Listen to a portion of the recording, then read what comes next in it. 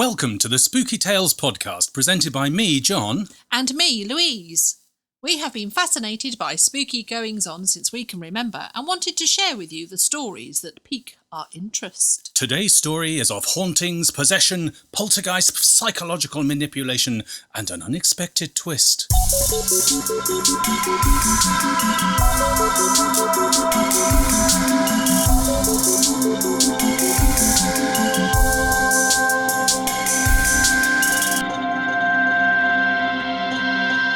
Welcome to the Halloween special Spooky Tales podcast. We hope you're all having a super spooky time. Today we are presenting an amazing collaboration of 11 paranormal podcasters, including ourselves, who present for your Halloween pleasure 2.5 hours of 11 creepy, terrifying and of course, spooky tales. Our tale is at the end and is called The Spooky Tale of Faceless Ghosts. We must make you aware though, that these tales are not for the faint-hearted. You may wish to protect any young ears that may be listening. So get your favourite drink, some spooky snacks, and get ready for a session of thrills and chills. Hey guys, this is Eric and Jessica Carrier, the hosts of the Prairieland Paranormal Podcast, and we are excited to be part of this Halloween special. We are going to share with you one of our favorite spooky tales, a chilling legend from our own state of Illinois, the legend of Resurrection Mary. Resurrection Cemetery is in Justice, Illinois, a suburb of southwest Chicago. It was consecrated in 1904 by the Roman Catholic Church. The cemetery is large and covers 540 acres. In fact, it is one of the largest cemeteries in the United States, and its triangular shape and weird happenings have dubbed it the Resurrection Triangle. One of the cemetery's most beautiful but daunting features are the two large brass metal gates that greet its visitors. The gates, long greened from oxidation and time. In 1976, a close inspection of the gates and a trained eye would have revealed something very unusual. Two of the bars were bent, a hand's length apart, and scorched with two black sooty handprints, complete with fingerprints. The prints had been discovered by Officer Pat Homa of the Justice Police Department after responding to a call that a woman was locked in the cemetery and shaking the gates in an effort to get out. While the city of Chicago was quick to say that it was caused by a work truck that had backed into the fence, locals told a very different story. The marks, of course, were caused by Mary, the cemetery's resident ghost. Crowds of people gathered and came to see the marks, and soon the city cut the bent bars out and replaced it with wire fencing until the bars could be straightened and replaced. Once the bars had been straightened and replaced, they still prominently displayed the blackened areas that seemed to never oxidize back to the gate's green color. They remained in that state until 2002, when the cemetery replaced the entire front gate. The story of Resurrection Mary is a story of a beautiful blonde, lost love, a lonely highway, tragedy, and a hitchhiking ghost. While Mary's exact origin story is not known, legends abound. The most prominent says Mary's story began at the O. Henry Ballroom in the mid-1930s. The ballroom, now called the Willowbrook Ballroom, sits just off of Archer Avenue in Willow Springs.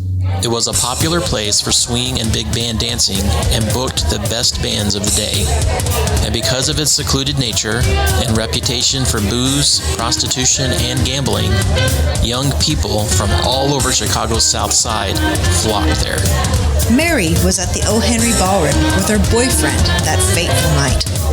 They spent the night dancing and drinking, but at some point, their fun turned into an argument, just leave. and Mary stormed out, facing a cold walk home, alone.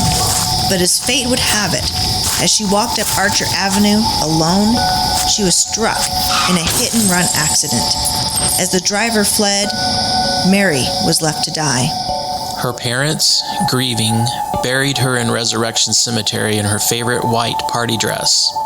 and it wasn't long before motorists started picking up a beautiful young blonde woman dressed in white on Archer Avenue, only to have her vanish from their vehicles at the gates of Resurrection Cemetery. But is there any truth to this legend? Did Mary exist and die on Archer Avenue? Or is this nothing more than an urban legend, folklore, and just another of dozens of stories about vanishing hitchhiker spirits?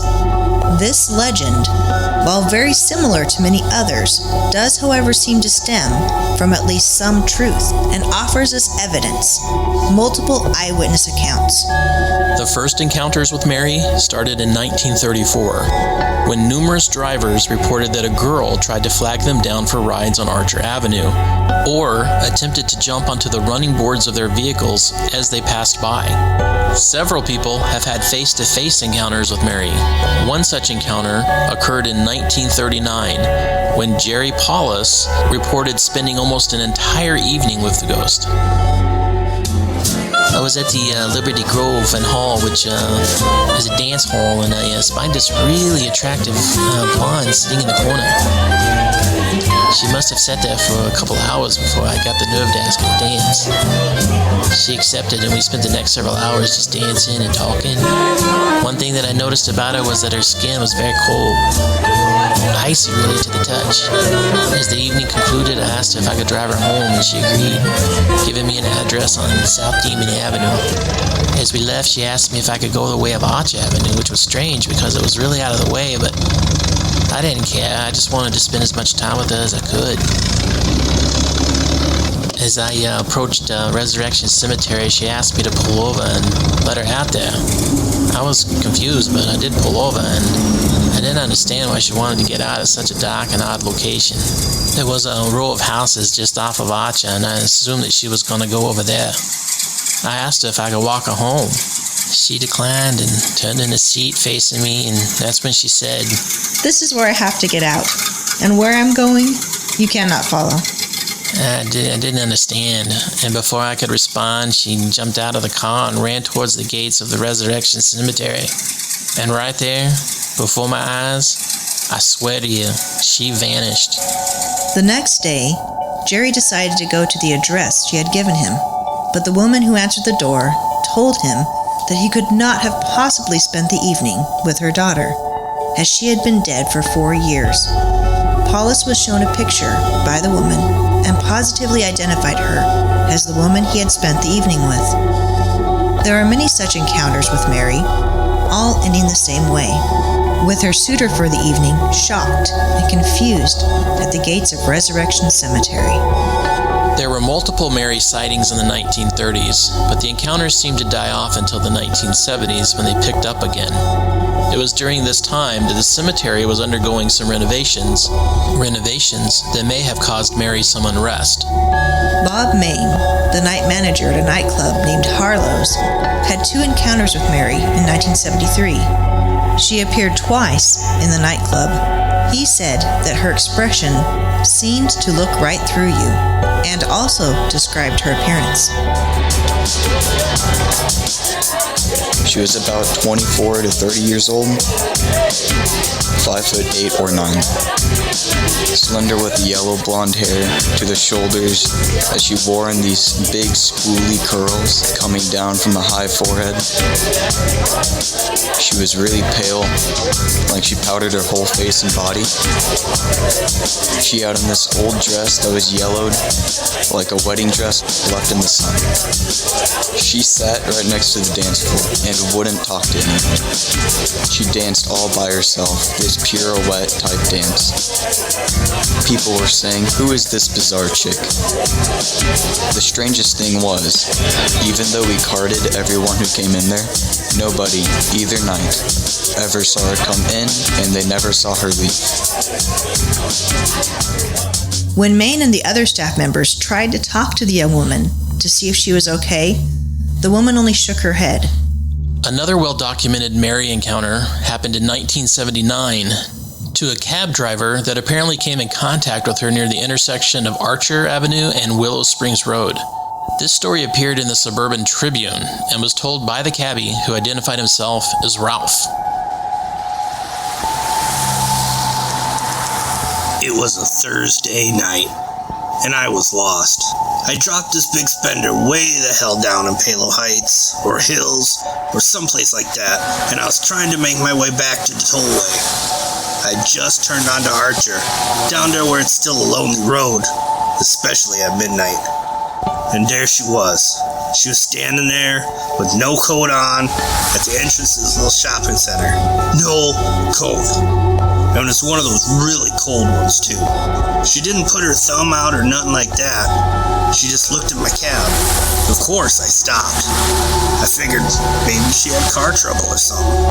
She hopped right in the front seat, and she had on this fancy kind of white dress, like she'd been to a wedding or something.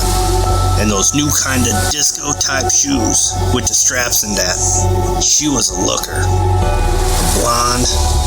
I mean, I didn't have any ideas like that. She was young enough to be my daughter. 21 tops. I asked her where she was going, and she said she had to get home. I asked her what was wrong, if she'd had car trouble or what, but she really didn't answer.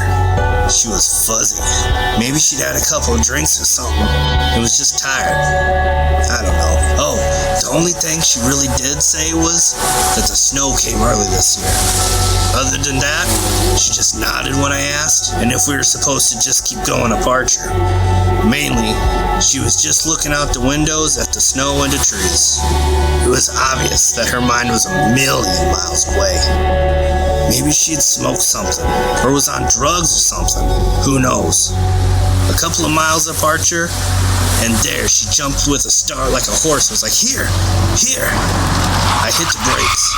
I looked around and didn't see any kind of house. Where? I said.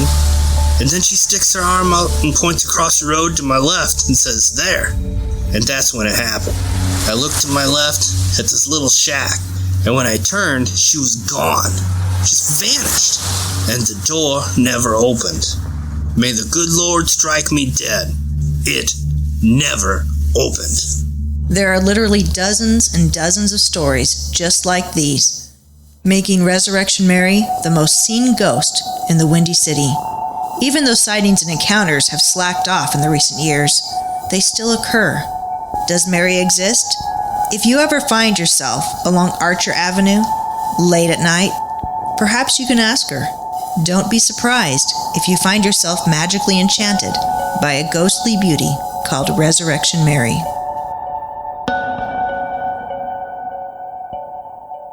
All right, folks, we hope you've enjoyed our telling of the legend of Resurrection Mary. The Prairieland Paranormal Podcast is an exploration into all things paranormal with dramatic storytelling, historical research, relevant science, and witness accounts. If you are interested in hearing more of our podcast, you can find us online at www.prairielandparanormalpodcast.com or through your favorite podcast player. We hope to see you soon.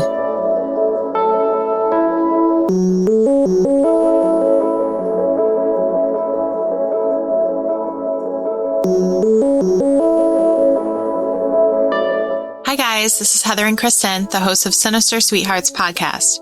Follow along as we journey through the 50 states of America, discussing everything weird, creepy, and sinister. New episodes every Tuesday, and you can find us on paranormalityradio.com or your favorite podcast player. Our first story is called Party in the Morgue. In the 90s, I worked as a security guard, and one of the businesses that contracted us was the local hospital. On top of the usual drunks, addicts, etc., we were also responsible for checking the guest list in the morgue. Every 2 hours, we were to go through the drawers and the meat locker and check each guest's toe tag against an inventory sheet to make sure everyone was always accounted for. I worked night shift there for almost 2 months and nothing weird happened, except for a call button that liked to go off in an empty room, but that could have been a mechanical problem. On what ended up being my last night there, I had a college interview in the morning, so I had to get off work a half hour early. I always made my morgue check at the top of the hour, but because I was leaving early, I did my last check of the night a half hour early as well. Like most hospitals, the morgue was in the basement, and the acoustics down there were such that every sound echoed slightly. I got off the elevator and started down the long hall to the morgue, my footsteps echoing as I walked.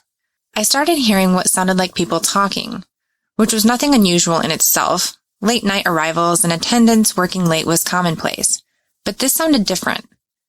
The voices, especially the couple of laughs I heard, I still can hear the laughs, had a hollow kind of distant quality to them, and there was more than a few of them. I was officially creeped out. As I got 25, 30 feet from the morgue, I hear a man say, "He's coming," and an old woman respond, "He's early."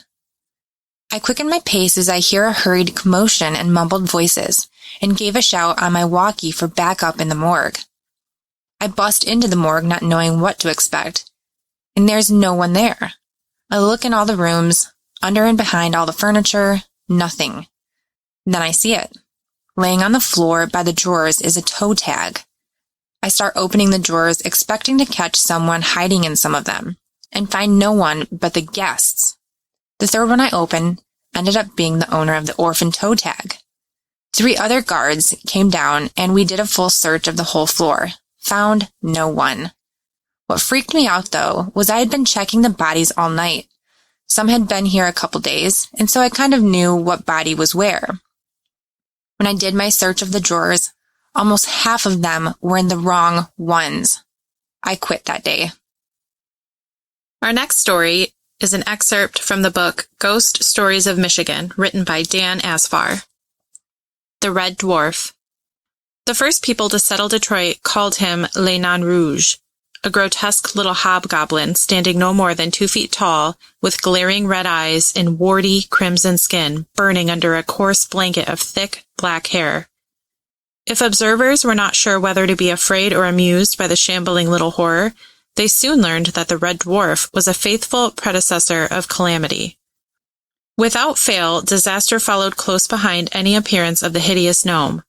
Almost every notable misfortune in Detroit, from the ruin of Antoine de la Mothe Cadillac in the 18th century to the devastating ice storm of 1976, fell soon after a sighting of this stumpy monstrosity. According to legend, the first European to encounter the Red Dwarf was Cadillac, the founder of Detroit City. The famous French explorer was sitting on the bank of the Detroit River sometime in the early 1700s, blithely watching the water flow by, when the Red Dwarf jumped down from one of the surrounding trees and landed right in front of the startled Frenchman.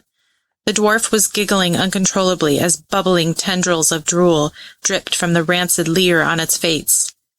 Leaping from one foot to the next in a demented dance, it wielded a tree branch like a sword, coming at Cadillac with exaggerated lunges. Cadillac would have surely laughed at this clownish display of swordsmanship if the little creature were not so alarmingly repugnant.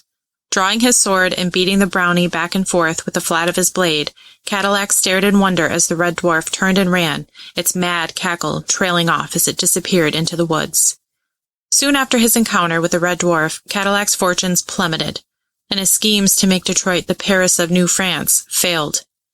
Arrogant and overly ambitious, he upset the interests of established traders in Montreal, angered the governor of New France, and made enemies of the Jesuits. Cadillac was recalled to France in 1710, losing his trade monopoly out of Detroit and all the privileges that went with it. The next time a sighting of the Red Dwarf was recorded, it was 1763. And the American colonies were in the throes of open warfare as the English, French, and their respective Indian allies fought for dominance of the continent. On July 30th of that year, the settlers spotted the Red Dwarf near the Detroit River, giggling to itself while doing cartwheels along the river's banks. About 24 hours later, one of Pontiac's war parties decimated a force at Pierrens Creek, killing 60 men and their commanding officer at the Battle of Bloody Run. It was about 40 years later, late in the spring of 1805, when the Red Dwarf was seen again. Several people spotted the stunted fiend, hobbling through Detroit's back streets, cackling in deranged glee. All who saw the dwarf that day did their best to get as far away from the monster as they could, but just as before, disaster followed in the Red Dwarf's footsteps. On June 11th of that year, a fire started in the local baker's stable. Spreading to the surrounding buildings, the blaze was soon raging out of control. It ravaged the entire town before it ran its course, burning practically everything to the ground.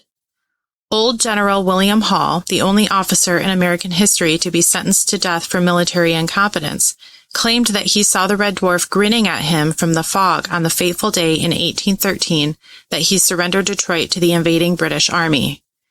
His fellow officers and the public at large were outraged by his cowardly capitulation, given that the garrison in Detroit outnumbered the British force. He was court-martialed under charges of cowardice and neglect of duty and condemned to death.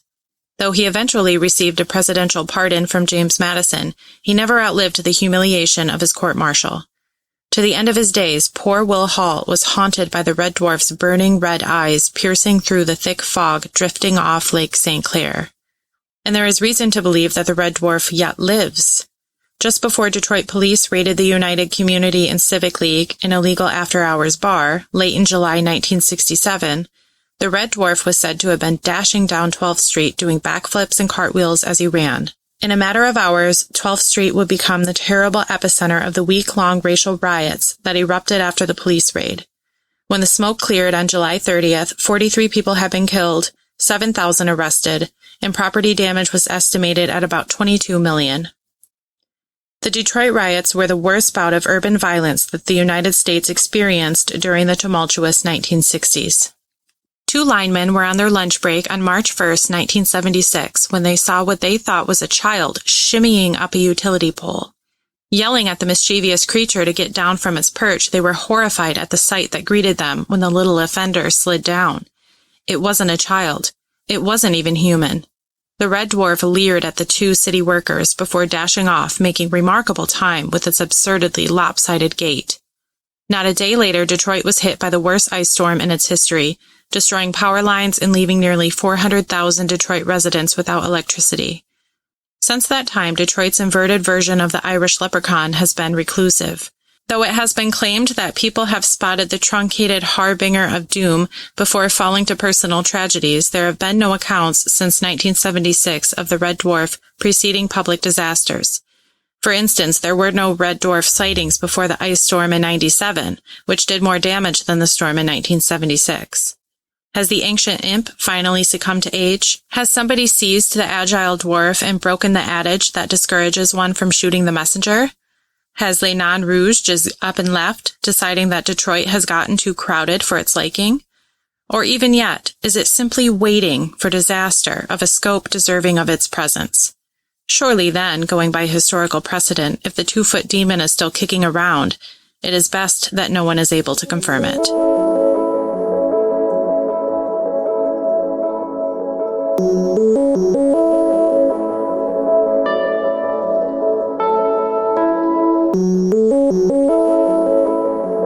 Hello everyone, and happy Halloween. This is Brandon from the Paraunity Podcast. Tonight I wanted to read you a story that takes you on an adventure of love and a mysterious portal. Joining me on this read is our dear friend from the hit show Ghost Biker Explorations, the lovely Miranda Young. This story was written by Reddit user Veristal and is entitled No One Remembers Molly. I still remember Molly. She had long curls of shining brown hair, green eyes with flecks of brown that sparkled like the surface of a clear summer pond, lips that curved up slightly even when she didn't feel like smiling, a scream so sharp that it tore the night apart and kept going, right up until it buried itself in my heart. I remember her. I do. It won't take her away from me. I won't let it. I woke up with my head pressed against the metal frame of the window. When I pulled away, my sweaty skin left a greasy smear on the glass, making the passing world outside seem muddled and strange. I was on the school bus home as it followed the same route it has taken since junior high. There was another 5 minutes before it came back to the lumbering halt at the bottom of the hill where I lived. Not enough time to go back to sleep, so I might as well wake up before Wait, what's in my hand? It was a small piece of paper. Not notebook paper or typing paper, but that thicker, more expensive paper you tended to see like in journals or like limited edition books. Except this paper was purple. A dark lavender that was the same shade as the lilies that had been on Molly's sister's coffin. She had died before I met Molly, but I felt like I knew her from all the stories I'd been told. Purple had been her favorite color, and so when she died, Molly had insisted that the funeral spray have purple lilies. She told me it was an Asiatic lily strain called Purple Dream. And when I looked uncertain, Molly had pulled out her little notebook, leather-clad and careworn, and I already knew she was going to show me. According to Molly, the lavender pages in the notebook were just the same shade of purple as the lilies on the coffin. I didn't know what to say. As much as we'd talked about times when her sister was alive, we rarely discussed the time surrounding her death. After a few moments, I awkwardly offered that it was really neat that they both liked the same color so much. Molly had looked surprised. Oh, I don't. Not really. But it's a way of keeping her with me, of not forgetting her, of reminding myself what she liked. I don't want her just to be a memory, you know? Memories are such liars. I rubbed the folded piece of torn paper between my thumb and index finger for a moment, holding on to that moment when she told me how she kept her sister with her. Her so sweet, earnest, and wonderful, and me, finally admitting to myself how much I loved her. I didn't tell her that day, or for weeks after that, but when I did, she just smiled and kissed me. But where was she? She was gone, and I wasn't sure where, was I? I did not know. I looked at the paper again, the rough-hewn skin of it suddenly no longer comforting. It was strange and alien. A black door in a meadow that should have never been opened. I wanted to throw it away, but a pain in my chest stopped me. No, I couldn't run from this. I had to remember again. I had to remember it, all of it. And maybe this was a note from Molly. Something she left me that could help me find her again. So I opened it, and I read the 2 words written there, my breath dying in my chest as I remembered again how I had heard her scream. Just 2 words, written in her heavy, flowing hand, but they were enough to press me down through my seat, through the world, until I was nearly gone.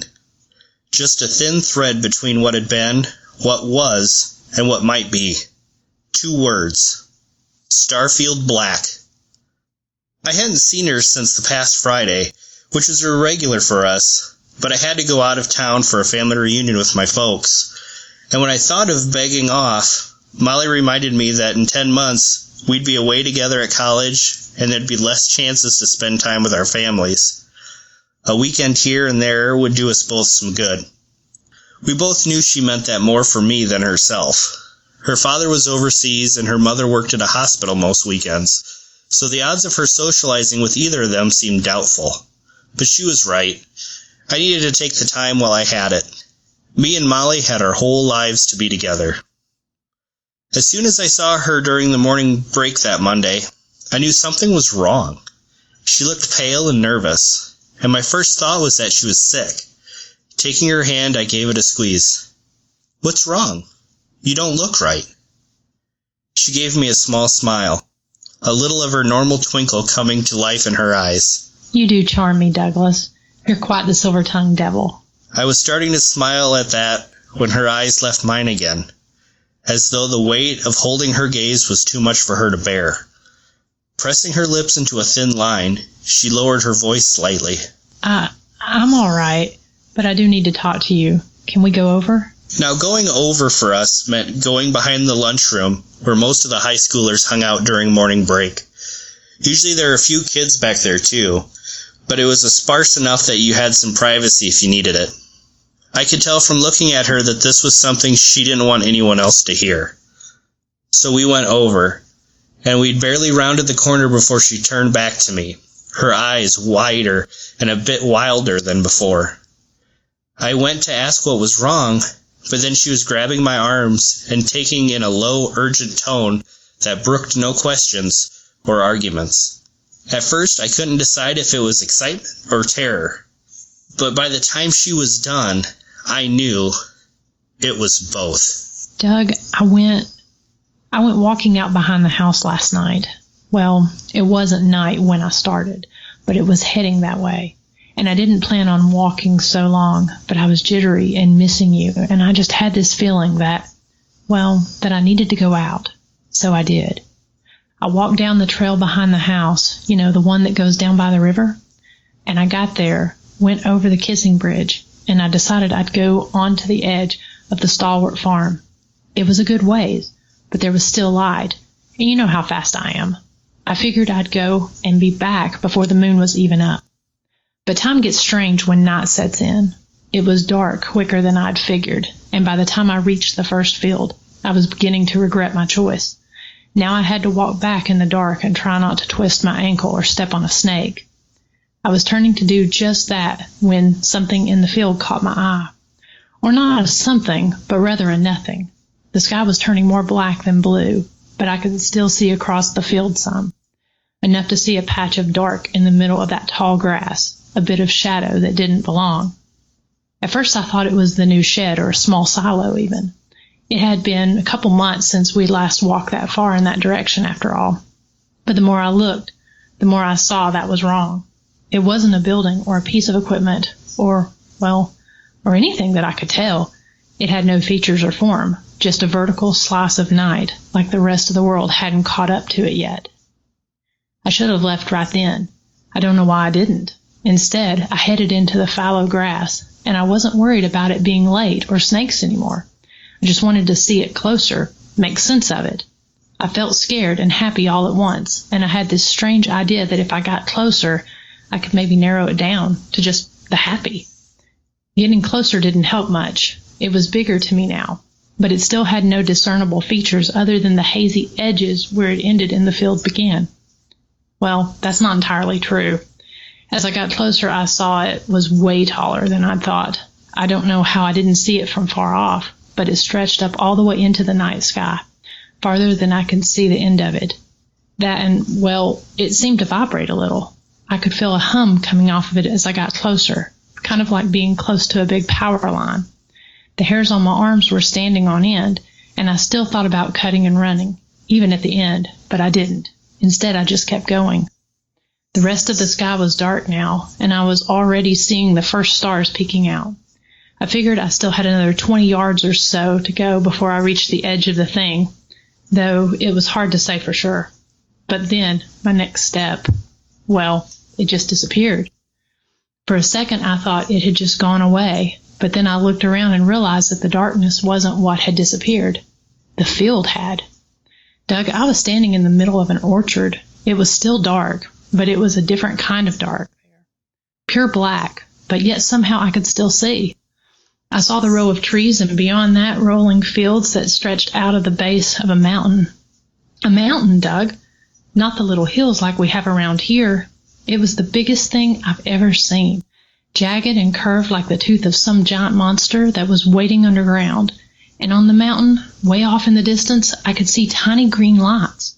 Someone lived up there, wherever there was, and I could sense from the sights and the sounds and the smells that things were living all around me. Just not things like I'd ever known. That's when it really hit me that I was someplace different. I looked up between the trees at that inky black sky, and there were no stars. Not the first one, but I did see a moon. It was funny looking, though.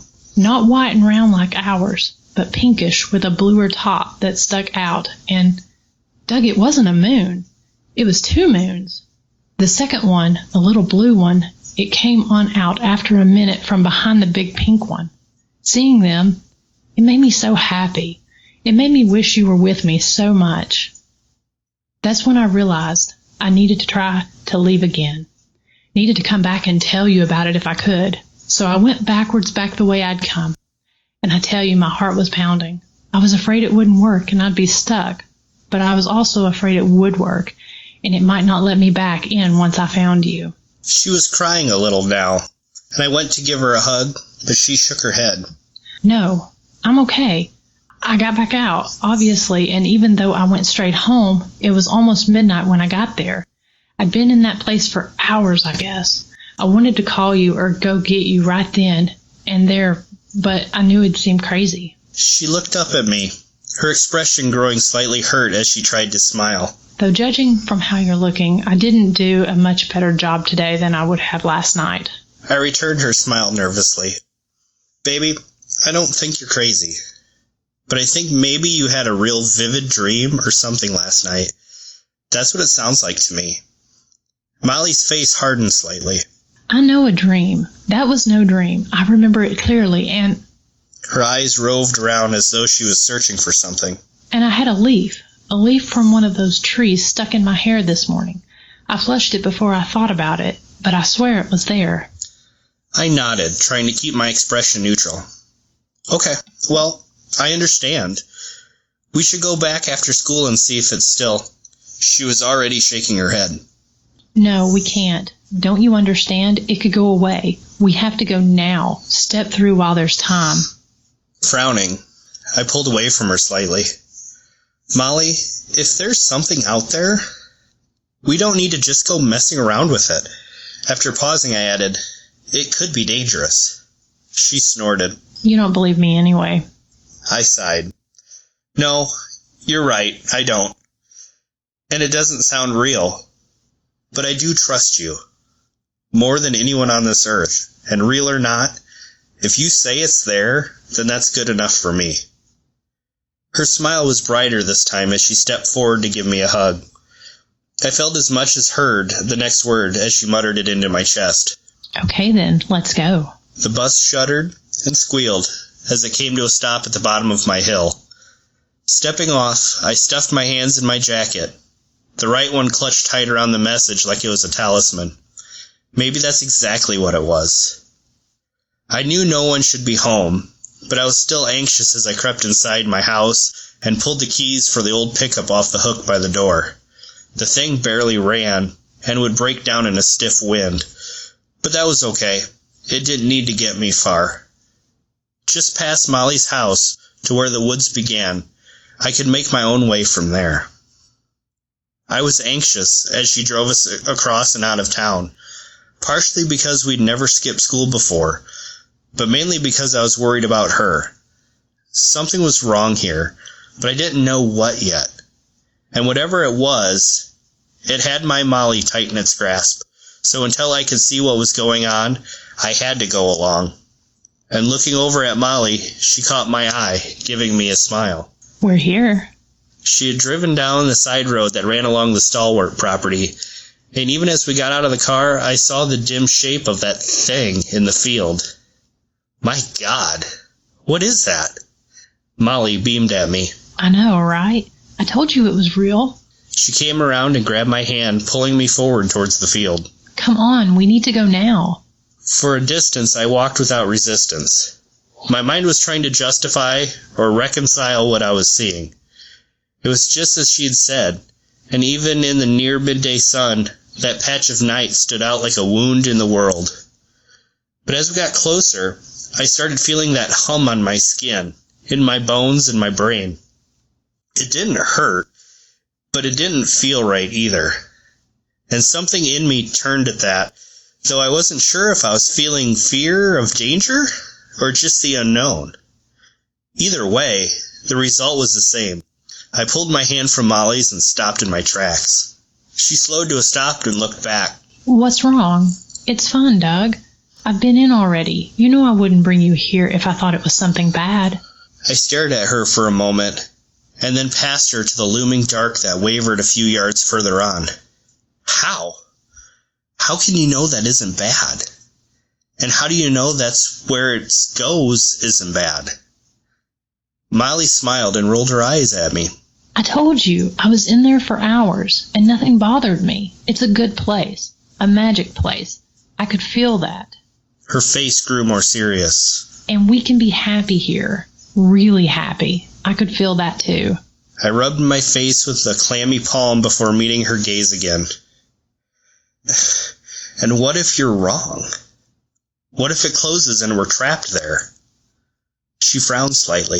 Then we'd be trapped there together.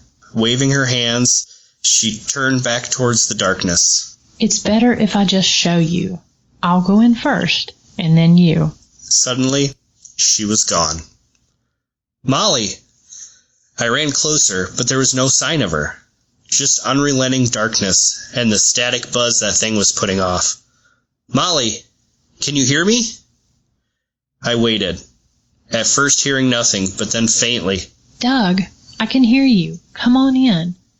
It's like it was before. It's a wonderful place here. Please come in. I felt my feet going numb. I'm scared, Molly. Just come back out, okay? Several moments passed and then... Doug, I can't. It's not letting me back out this time. Maybe it's getting ready to close, but maybe you can still get in. Please, baby, come in now before it's too late. My mind was filled with reasons not to, but none of them mattered. I had to go to her. Be with her. Help her if I could. Maybe it really was a wonderful place. Or if not, maybe we could find a way back out too. As I reached my hand out, I felt a force slam through my body, sending me cascading backwards for what seemed like forever.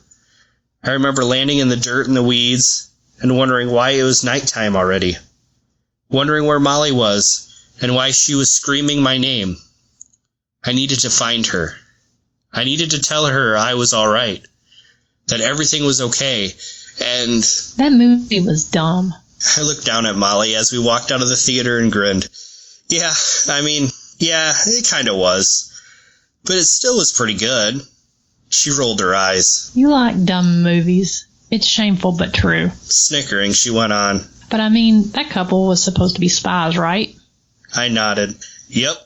International spies, which are always the fanciest. She returned my nod. Right. And yet when he's trapped in that meat-curing shed or whatever, hanging by his feet, and she comes in acting like she's with the bad guys so she can rescue him, what does he do? He eats his poisoned tooth because he's heartbroken she's betrayed him or whatever, which she didn't, but they were too dumb to figure that out. I shrugged as we reached the car. Yeah, but that's the point, right? It's like Romeo and Juliet. It's tragic because it's all a big misunderstanding. They were supposed to be together, but things got in the way. Molly poked me in my chest. Exactly. Romeo and Juliet is dumb, too. Stupid people making rash decisions rather than making a plan. Laughing, I poked her back in the stomach. Yeah, well, we just watched wasn't exactly Shakespeare. But I don't know. I think people do dumb stuff in the heat of the moment. She nodded, her eyes narrowing slightly. They do, but we don't. I raised an eyebrow at her. We don't? Nope. Because if either one of us is either kidnapped or trapped or being tortured by a secret cabal of spies and the other one comes to rescue them, we're going to have code phrases to let each other know what's up. I'm on your side. It's time to go. That kind of thing. I snorted a little. You are special. Like gifted, but not really gifted special? Molly glared at me. Mock me if you will, but this might save our lives one day. My code phrase will be lemon muskrat. So if you're ever coming to get me out of a bad spot, just tell me that so I know everything will be okay. I turned to get in the car. Okay, Agent Lemon Muskrat. Wait. Stopping, I looked across at the roof of the car at her questioningly. What's yours? My passcode thingy? She rolled her eyes. Yes, this is serious business. We both need one for it to work well. Smirking, I rubbed my chin. Let me think about this. How about Spacefield Black? Molly let out a groan. Seriously? You're still butthurt we didn't go see that sci-fi thing? I grinned. No, it's wholly unrelated. Though it probably would have been better than that dumb crap we just watched. Sighing, she nodded. Probably, yeah. Okay, you're stuck with it now. When I come to rescue you, remember that you picked a dumb space movie for your cool spy password. Laughing, I opened up the door. Yeah, when it comes up, I'll be sure to remember. When I woke up in the field the next morning, the doorway to night was gone. Molly wasn't there either. I found her car where she had left it, but there was no sign of her. Then I called her mother, hoping that she'd found a way home somehow. Molly's mother didn't know what I was talking about. I don't mean that she didn't know Molly was missing. I mean she didn't know Molly at all. That she was her daughter, or that she even existed. We had a frustrating and terrifying phone call that morning, followed by a longer, more heated conversation in person that afternoon, and she swore that she only had one daughter, Susan, and that Susan had died 10 years ago. It was the same with everyone. People at school, her friends, my own parents. No one remembered her. It was as though when she stepped through that doorway, she'd completely erased from every place in the world, except for me. I still remember Molly. 6 months have passed, and every day I find it harder to picture her face or hear her voice. Every time I wake, I make myself recount every detail I can remember. Hold on to every memory, even if they're becoming memories of memories of memories. Even though it's like I'm grasping at sand, and every time I reach, I can tell there's less in my grip. And I've been terrified of the day that I'll put up my hand and there's nothing left. But then today that note came. It's impossible that she could have gotten me that note. It's impossible. But then again, I sit writing this in a field 2 miles behind her old house, staring up at the black gateway that waits patiently for me to finish. I'm not afraid of it closing too soon. She says this time it's for me, and it will wait for me to be ready. That she can't come back out without us losing that world for good, but that she's prepared a place for us there. A place where we will be safe and happy and together. I don't trust this thing or the strange world that lies beyond it. I don't understand how it works or how it has the power to wipe Molly's memory from the world. And I write this account knowing that it will likely never be read. For all I know, it might crumble away as soon as I pass over. But I'm okay with that. Things aren't worth less because they don't last forever. And they don't cease to be just because no one remembers them. The moments and the thoughts and the feelings and the life that fill all of them, they always matter, even when we can't see them anymore. And the thing that matters the most, well, they never truly end. And there's always a way to find our way back to them. Now, I found mine. Hello, everyone. This is Brandon, the host of the Paraunity Podcast, wanting to take a second to tell you about our show. The Paraunity Podcast is your top choice for closing the distance between the paranormal groups. From ghosts to cryptids to ufology, we will discuss it all. The Paraunity Podcast is aimed at promoting positivity and collaboration between investigators and is geared specifically for those in the field. But if you're not, you'll still get a kick out of the show as well, because you'll be able to think of it like ghost hunters talking shop. Tune in and join myself and all of our amazing guests as we entertain you with sensational stories of fantastic places, events, tips for your investigations, and so much more. And remember, you can find the Paraunity Podcast on your favorite podcast directory and part of the Paranormality Radio Network.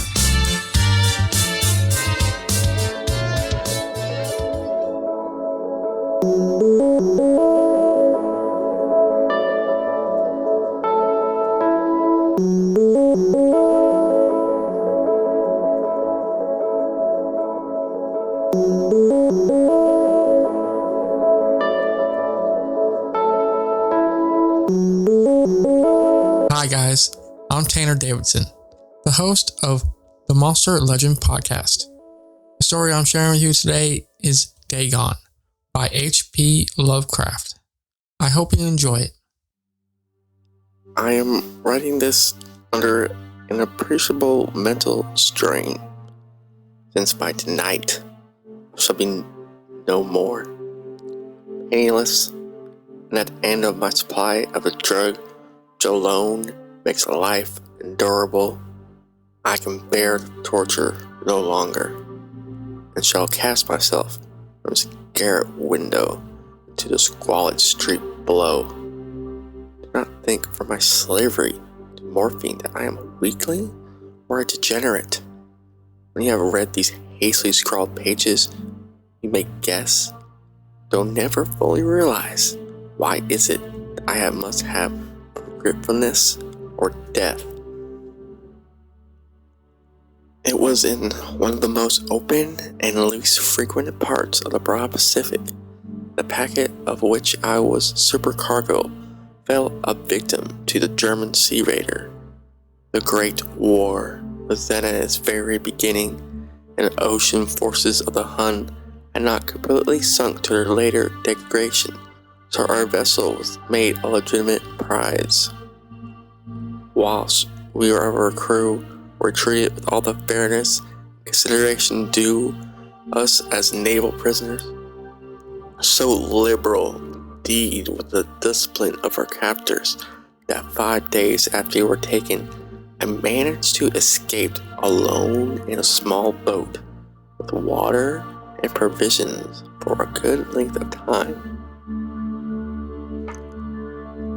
When I finally found myself adrift and free, I had but little idea of my surroundings. Never a competent navigator, I could only guess vaguely by the sun and stars that I was somewhat south of the equator. Of the longitude, I knew nothing, and no island or coastline was in sight. The weather kept fair, and for uncounted days, I drifted aimlessly beneath the scorching sun, waiting either for some passing ship or to be cast on the shores of some habitable land. But neither ship nor land appeared, and I began to despair in my solitude upon the heaving vastness of unbroken blue. The change happened whilst I slept. Its details I shall never know, for my slumber, though troubled and dream-infested, was continuous. When at last I awakened, it was to discover myself half sunk into a slimy expanse of hellish black mire, which extended about me in monotonous undulations as far as I could see, and which my boat lay grounded some distance away. Though one might well imagine that my first sensation would be of wonder at so prodigious and unexpected a transformation of scenery, I was in reality more horrified than astonished, for there was in the air and in the rotting soil a sinister quality which chilled me to the very core. The region was putrid with the carcasses of decaying fish and of other less describable things, which I saw protruding from the nasty mud of the unending plain. Perhaps I should not hope to convey in mere words the unutterable hiddenness that can dwell in absolute silence and barren immensity. There was nothing within hearing and nothing in sight save a vast reach of black slime. Yet the very completeness of the stillness and the homogeneity of the landscape oppressed me with a nauseating fear. The sun was blazing down from a sky which seemed to be almost black in its cloudless cruelty, as though reflecting the inky marsh beneath my feet. As I crawled into the stranded boat, I realized that only one theory could explain my position. Through some unprecedented volcanic upheaval, a portion of the ocean floor must have been thrown to the surface, exposing regions which for innumerable millions of years had laid hidden under the unfathomable watery depths. So great was the extent of the new land which had risen beneath my feet that I could not detect the faint sounds of the surging ocean, strain my ears as I might, nor were there any sea fowl to prey upon the dead things. For several hours, I sat thinking or brooding in the boat, which lay upon its side and afforded a slight shade as the sun moved across the heavens. As the day progressed, the ground lost some of its stickiness, and seemed likely to dry sufficiently for traveling purposes in a short time. That night, I slept but little, and next day, I made for myself a pack containing food and water preparatory to an overland journey in search of the vanished sea and possible rescue. On the third morning, I found the soil dry enough to walk upon with ease. The odor of the fish was maddening, but I was too much concerned with graver things to mind so slight and evil, and set out boldly for an unknown goal. All day, I forged steadily westward, guided by a faraway hummock, which rose higher than any other elevation on the rolling desert. That night, I encamped. On the following day, still traveled toward the hummock, though that object seemed scarcely nearer than when I had first espied it. By the fourth evening, I attained the base of the mound, which turned out to be much higher than it had appeared from a distance, and an intervening valley setting out in sharper relief from the general surface. Too weary to ascend, I slept in the shadow of the hill. I know not why my dreams were so wild that night, but ere the waning and fantastically gibbous moon had risen far above the eastern plain, I was awake in a cold perspiration, determined to sleep no more. Such visions as I had experienced were too much for me to endure again, and in the glow of the moon, I saw how unwise I had been to travel by day. Without the glare of the parching sun, my journey would have cost me less energy. Indeed, I now felt quite able to perform the ascent which had deterred me at sunset. Picking up my pack, I started for the crest of the eminence. I have said that the unbroken monotony of the rolling plain was a source of vague horror to me, but I think my horror was greater when I gained the summit of the mound and looked down the other side into an immeasurable pit or canyon, whose black recesses the moon had not yet soared high enough to illume. I felt myself on the edge of the world, peering over the rim into a fathomless chaos of eternal night. Though my terror ran curiously reminiscence of paradise lost and of Satan's hideous climb through the unfashioned realms of darkness. As the moon climbed higher in the sky, I began to see that the slopes of the valleys were not quite so perpendicular as I had imagined. Ledges and outcroppings of rock afforded fairly easy footholds for a descent, whilst after a drop of a few hundred feet, the declivity became very gradual, urged on by impulse which I cannot definitely analyze. I scrambled with difficulty down the rocks and stood on a gentler slope beneath, gazing into the Stygian deeps where no light had yet penetrated.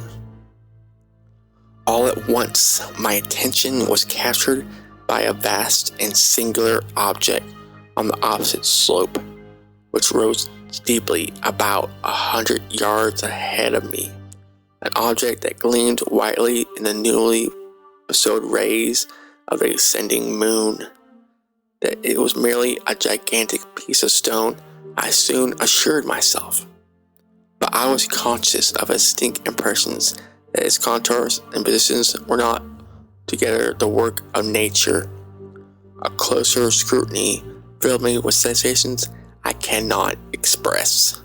For despite its enormous magnitude, its position in an abyss which had yawned in the bottom of the sea since the world was young, I perceived beyond a doubt that the strange object was a well-shaped monolith whose massive bulk had known the workmanship, perhaps the worship of living and thinking creatures. Dazed and frightened, yet not without a certain thrill of the scientist's or archaeologist's delight. I examined my surroundings more closely. The moon, now near the zenith, shone weirdly and vividly above the towering steeps that hemmed in the chasm, and revealed the fact that a far-flung body of water flowed at the bottom, widening out of sight in both directions, and almost lapping my feet as I stood on a slope. Across the chasm, the wavelets washed the base of the Cyclopean monolith, on whose surface I could now trace both inscriptions and crude sculptures.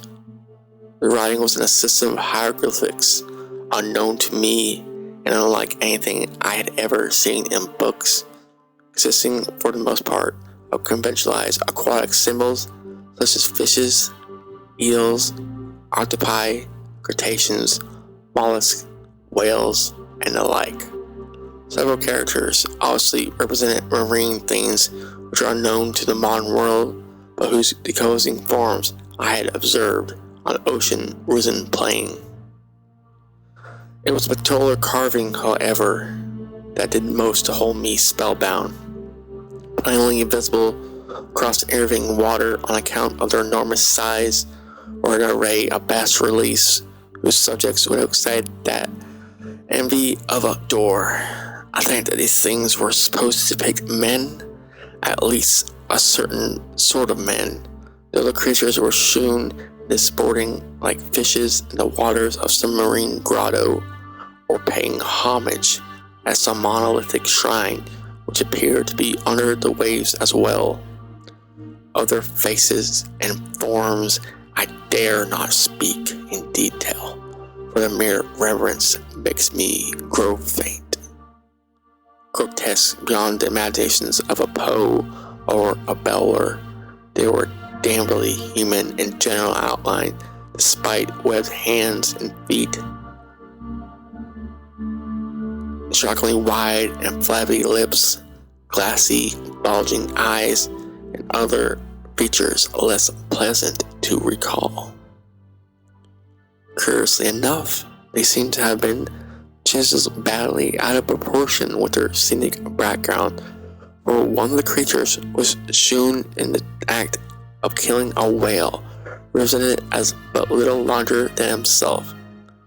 I remarked, as I say, there are some primitive fishing or some seafaring tribe, some tribe whose last descendants had perished years before the first ancestors of the built town where Nathaniel man was born. Awestruck at this unexpected glimpse to a past beyond the conception of the most daring anthropologists, I stood musing whilst the moon cast queer reflections on the silent channel before me. Then, suddenly, I saw it. With only a slight turning to mark its rise to the surface, the thing slid into view above the dark waters, vast, polyphemus-like, and loathsome. It darted like a stupendous monster of nightmares to the monolith, about which it flung its gigantic scaly arms. The while it bowed its hideous head and gave vent to uncertain, measured sounds, I think I went mad then. Of my frantic ascent of the slope and cliff, and of my delirious journey back to the stranded boat, I remembered little. I believe I sang a great deal, and laughed audibly when I was unable to sing. I have indistinct recollections of a great storm some time after I reached the boat. At any rate, I know that I had heard peals of thunder and other tones which nature utters only in her wildest moods.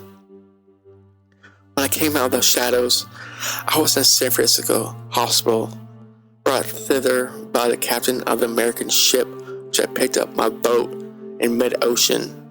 In my delirium, I had said much, but found that my words had been given scant attention. Of any land upheaval in the Pacific, my rescuers knew nothing, nor did I deem it necessary to insist upon a thing which I knew they could not believe. Once, I sought out only a solitary anthropologist and mused them with peculiar questions regarding the ancient Philistine legend of Dagon, the fish god. But soon, perceiving that he was hopelessly conventional, I did not press my inquiries. It is at night, especially when the moon is gibbous and waning, that I see the thing. I tried morphine, but the drug has given only transient surcease and has drawn me into his clutches as a hopeless slave. So now I am to end it all, having written a full account for the information on the contemptuous amusement of my fellow men. Often I ask myself if it could not have all been a pure phantasm, a mere freak of fever, as I lay sun-stricken and raving in the open boat after my escape from the German man of war.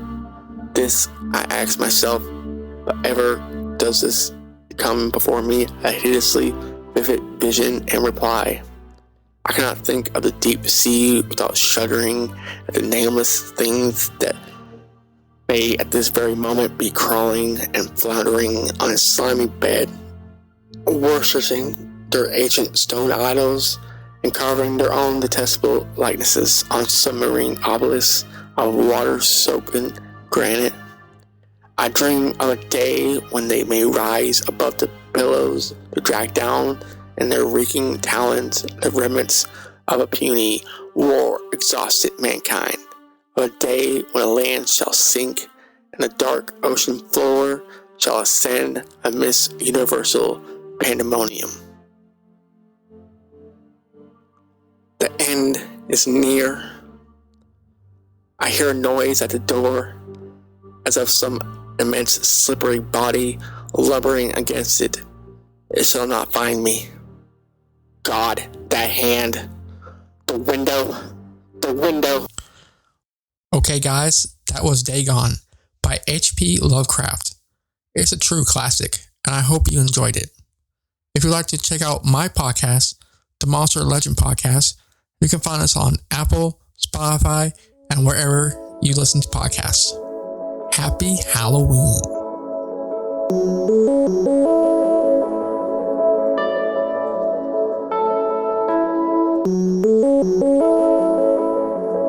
Hi, I'm Marianne, host of the Walk in the Shadowlands podcast, and here is one of my personal encounters with the paranormal that I experienced earlier in my nursing career, and I shared it on the first season of my podcast in episode 5, Things That Go Bump in the Night.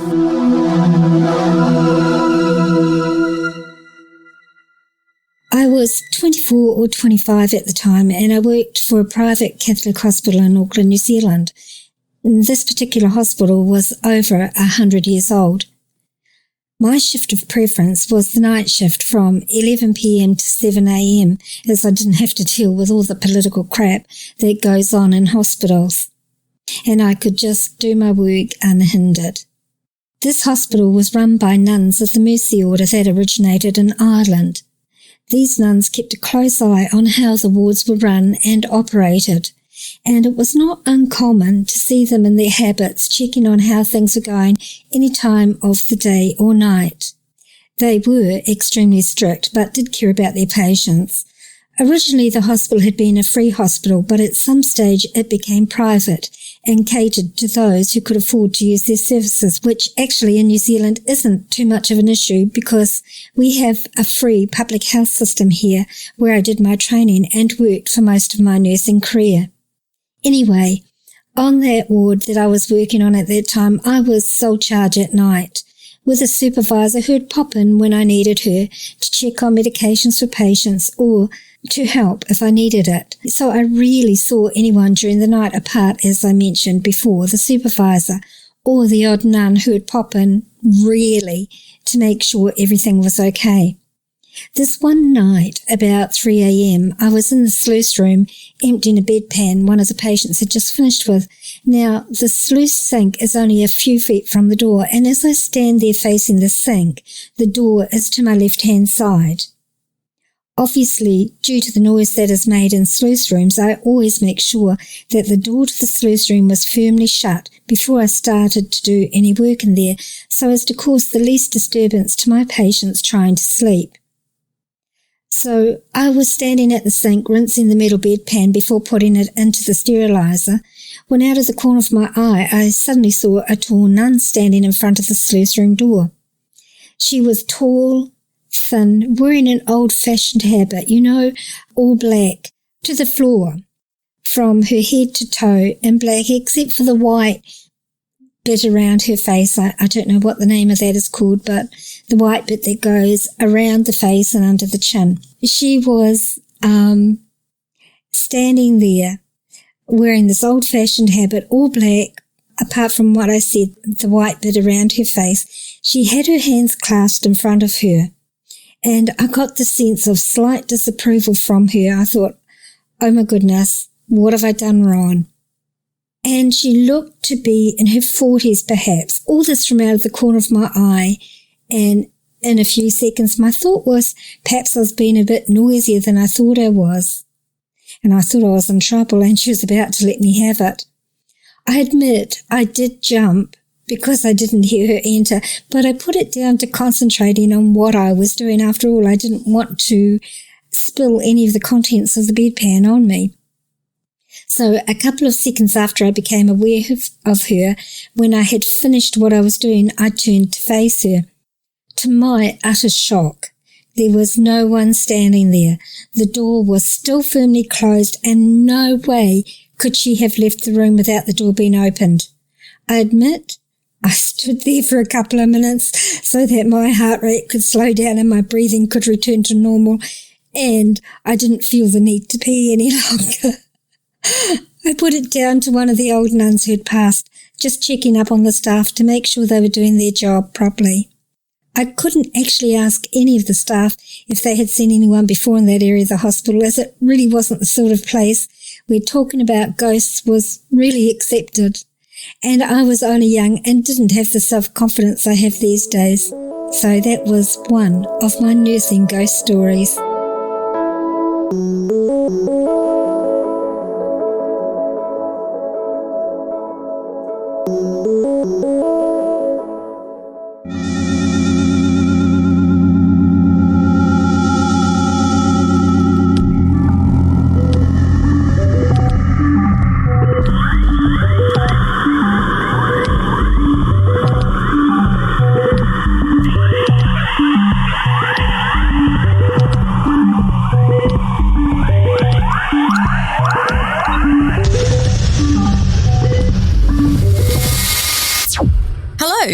We are Mike and Zoe. Hello. Hi. And this is the Stories of Strangeness podcast. Tonight, we're going to tell you a creepy Halloween tale. Yep. Creep us out, Mike. Okay. There is nothing creepier to me than true crime. And the creepiest of all true crime cases is one involving a deranged mind, murder, mutilation, and grave robbing. Here is the story of a man whose crimes are so heinous that he has served as the inspiration for many of Hollywood's most evil and terrifying villains, including Leatherface from the Texas Chainsaw Massacre, Norman Bates from Psycho, and Buffalo Bill from The Silence of the Lambs. I give you Wisconsin's Ed Gein. Ed Gein lived in Plainfield, Wisconsin with his mother and brother. Gein's mother was an overbearing and highly religious Lutheran matriarch who ruled over her two boys with an iron fist. Ed was not allowed to make friends at elementary school. His mother punished him if he tried, and both teachers and classmates recall him being quiet and shy, but with some odd quirks and mannerisms, such as suddenly bursting into seemingly unbidden laughter, apparently amused by his own internal monologue. Both Ed and his brother Henry were confined to the family farm when not in school, further stunting any chance for socializing. Ed's mother would read to the boys from the Bible, often concentrating on passages from the Old Testament that dealt with death, murder, and divine retribution, and would preach to the brothers that the world was inherently evil, that drinking and immorality were instruments of the devil, and that all women were prostitutes.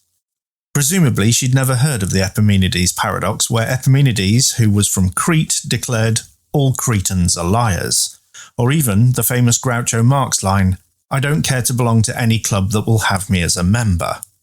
Other accounts have her excluding only herself from the world's oldest profession. Ed's brother died under mysterious circumstances, apparently succumbing to asphyxiation when a routine burning of marsh vegetation went awry, and the fire got out of hand. So far, so what, you might think. But although Ed reported his brother missing after the fire department had handled the blaze, authorities concluded that Henry had died before the fire had got out of hand. And also, he had bruises on his head. Ed was suspected as the killer and had led the search party to the spot where Henry lay, despite reporting him as missing. But this and the bruises alone were not sufficient evidence to convict or even arrest Ed, and so the death was labelled an accident. A few years later, Ed's mother passed and Ed began to slide inexorably into madness, although outwardly little had changed.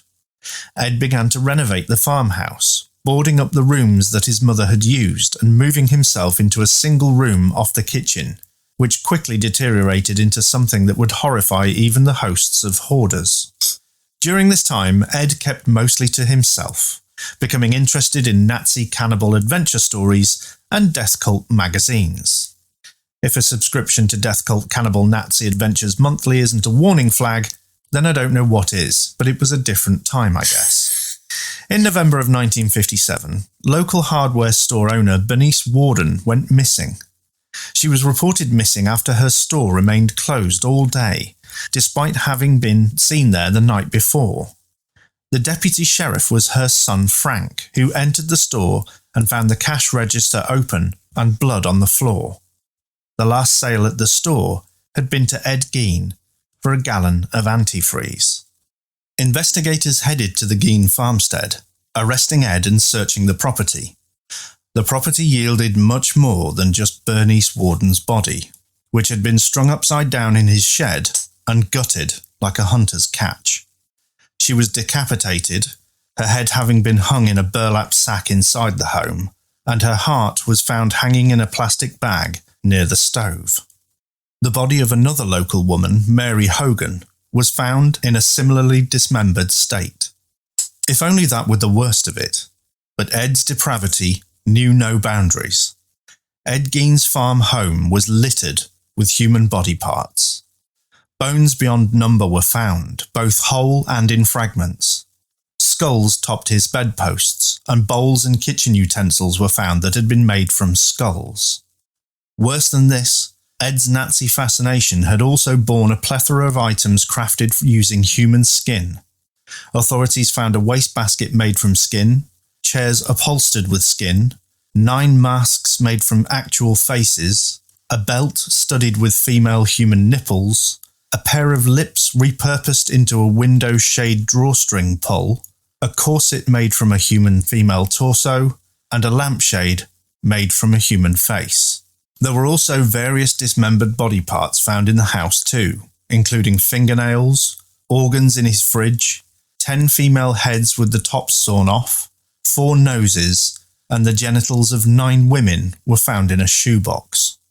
The game was up for Gein, who, when asked, immediately told police that he had made at least 40 visits to 3 local graveyards to dig up corpses for his macabre obsession. He claimed that he had made these trips while in a daze-like state. Police were unsure whether to believe Gein and exhumed the bodies of 8 women, all of whom were found to be mutilated. Missing body parts included faces, breasts, genitals, and strips of skin. Gein had made these nocturnal excursions with a trusted friend known only as Gus, after reading about the deaths in the local paper, sometimes raiding their graves only hours after the funerals and carefully replacing the soil to avoid suspicion. Gein spoke of his desire to create a woman suit after his mother's death so that he could become her, a fact that informed the actions of Buffalo Bill in Silence of the Lambs. He told police how he would wear the skin shirt around the house at night and place female genitals over his own groin to complete the illusion. Despite the horror show in the house, Ed was only ever charged with one murder, that of Bernice Warden in 1957. According to Judge Robert H. Golmar, Gein was not tried for the murder of Mary Hogan due to prohibitive costs, despite Gein admitting to the shooting of Hogan. Gein's initial confession was also ruled to be inadmissible after it was alleged that Art Schley, Washoe County Sheriff, had assaulted Gein during questioning, apparently banging Gein's head and face against a brick wall. Schley died only a month after testifying against Gein from a heart attack. Rumours circulated that the coronary failure had been brought on by having been traumatised by the horrors found at the house, as well as stress from having to testify. A friend of Schley's opined that he was a victim of Ed Gein as surely as if he had butchered him. Ed pled not guilty by reason of insanity and was declared unfit to stand trial. A retrial was attempted in 1968 with doctors recommending that he was able to stand trial, but despite being found guilty, Ed was once again declared insane and spent the rest of his life in a mental hospital. He died of respiratory and heart failure due to cancer at the Mendota Mental Health Institute on July the 26th, 1984. What do you think? Wow. Yeah. That's like... Yeah. It's like something. It's like something. You have all these like horror movies, and well, let's use Silence of the Lambs because I think that's probably the one that I'm most familiar with. Yeah. And you think, God, dear, where must they have pulled all of these awful things from to get this one person? Real life. But when actually that person inspired 3 or 4 separate, different, like horror genres. So the idea of Leatherface wearing human skin masks came from him. The woman bodysuit for Buffalo Bill came from Gein. Yeah. The idea of Norman Bates wanting to become his mother came from him. Gein. So it's not like, oh, we've taken these 3 or 4 different horrible real life people and made them into one terrifying person for a film. It's completely the opposite way round. His crimes were so awful. Wow. Yeah. Like... There have been several films made about the life of Ed Gein, which you can look up on IMDb and the like. Yeah. Some of them take more liberties than others, but most of them get the kind of gist of the story. So, do you know how old his brother was when he mysteriously died? Yeah. I can't quite remember how old his brother was, but Ed was 38. 38. Oh, because I thought, because that was quite a jump going from school to then. But I suppose if they didn't go out and do anything, not much happened. No, and because he wasn't allowed to make friends because his mother punished him if he did, then it was pretty much. So between school and 38, he literally did nothing? No, he worked. He worked as a local handyman and things like that, and he worked on the farm as well. Yeah. But they were a very insular family. Basically, the father was a deadbeat and a drunk, and he left, I think, very early into Ed's life, if not possibly even before he was born. I can't remember off the top of my head. But he left, and the mother just decided that everything was awful and she was going to teach that to her kids. I enjoyed that she thought all women were prostitutes apart from herself. Yeah. What an interesting, lovely lady. Yeah. It's definitely a tale for Halloween, that one. So if he was 38 when his brother died, how old was he when his mum died? It wasn't that much longer. I think it was only something of 2 to 4 years after his brother died, his mum died. And there are no details about that. She just passed away, I think. Well, he would have been approximately 40-ish. Yeah, 40, so 42, she was, something like that. So even if she was she might 25, she would have probably been 60 plus-ish, you would think. So that could have been natural. Or he could have just got sick and tired of her and thought, actually, I'm quite good at this now, and bumped her off. Maybe. But, I think there was probably more of a reverence towards her than that. So I don't think he probably killed her, because a lot of his other crimes were kind of almost geared towards trying to transform himself into her. That's because she made herself out to be God, and that whole quote of "Mother is the name for God on the lips of all children" seems to be quite fitting, scarily so. Definitely. But not the sort of guy you want to pop over and have a cup of tea with. No, if I'm looking for a handyman, I'm going to be... Gein Enterprises is not who you're going to be calling, no. For anything. Yeah. I think the worst thing in there for me is the belt studded with nipples. That was quite... Which is... Yeah. And then the pair of lips that was used as a drawstring pull for one of his window blinds. Yeah, I'm not. So you can guess he didn't have many visitors because the photos I've seen of the place is disgusting. Face. Well, if he was living in one room, also there was parts of people all everywhere. Over the house. Although, and again, this is just my brain working. It was quite clever to rob graves that had only just been. Yeah, because you wouldn't notice the disturbed earth, would you? Yeah, exactly. It's not going to be disturbed earth because it was disturbed. Because it was disturbed earth. Yeah. And also, so it was quite smart to do that. And apparently Gus... do we know who Gus was? Gus ever found? Well, Gus went into a nursing home at one point, apparently. And it was at that time that Ed stopped robbing graves and murdered Bernice Warden because he couldn't get body parts in the way that he'd done it previously because he didn't have Gus to help him. So do you think Gus was an older person then? Yeah, but I couldn't find any real detail on Gus at all. But yeah. And one thing was, though, that he did deny any necrophilia. So, well, that's nice. Yeah. Even though he had a box full of fannies. Which for the Americans is not your butt, it's the other one. The other one. The other Vagina. One. That's vulva. So yes, he had a box full of vulva.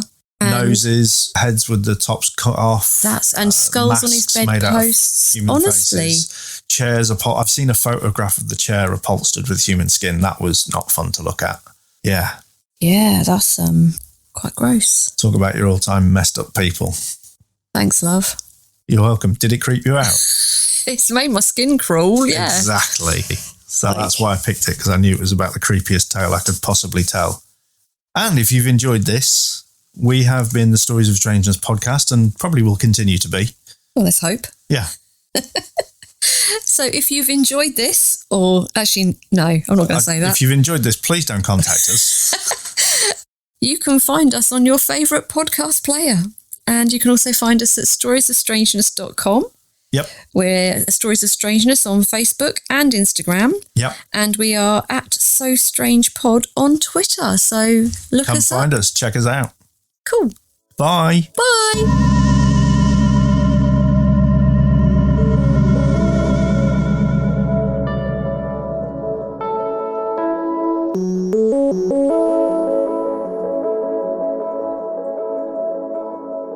Hey everyone, I'm Jack Kirby. I'm the host of Paranormal Podcast We Listen To, which is a roundtable podcast where I talk to your favorite hosts in the paranormal world. I also host The Matrix Has You, a podcast where I share your experiences with glitches in the Matrix, parallel realities, and the Mandela Effect. You can find Paranormal Podcasts We Listen To and The Matrix Has You on the Paranormality Podcast Network or anywhere you listen to podcasts. On this episode, I'm going to be sharing a story from the Matrix. This story is by Reddit user OFail. I had a subjectively long involved dream where I was a vendor in a fish market. I remember getting up early, dressing, doing the whole morning routine, going to get tea, heading out to the docks, buying fish, loading up the cart to go get ice, then haggling for ice, buying some less fresh fish, then going to the market to set up my stall, setting up my stall, and selling fish all day. It was so real. I talked to my friends, smoked nasty cigarettes, haggled customers, ate lunch, had tea, and just lived through the day. At the end of the day, I cleaned up, counted my cash, paid the stall rent, went home, cooked some fish I hadn't sold, slung in with some veggies and some rice that I traded for. I drank some more tea, relaxed for a while, drew a hot bath, soaked and smoked some more nasty cigarettes, and then went to bed. The next morning, I woke up refreshed and ready to go down to the docks. Except, I was in my house, next to my wife. Truck parked outside. It was Saturday, so no work. My wife and I were getting geared up to go skiing in Oregon, and the car was already packed. Weird thing was, in the dream, I was single, a smoker, which I'm absolutely not. And the whole long dream had been in fluent Chinese, the effortless kind. The only way you can get it is from speaking a lifetime of it. Oh, and I'd also been Chinese. I'm a big, hairy white dude, somewhat fluent in Spanish. I know a little Russian, but it was weird. I have never worked in a fish market.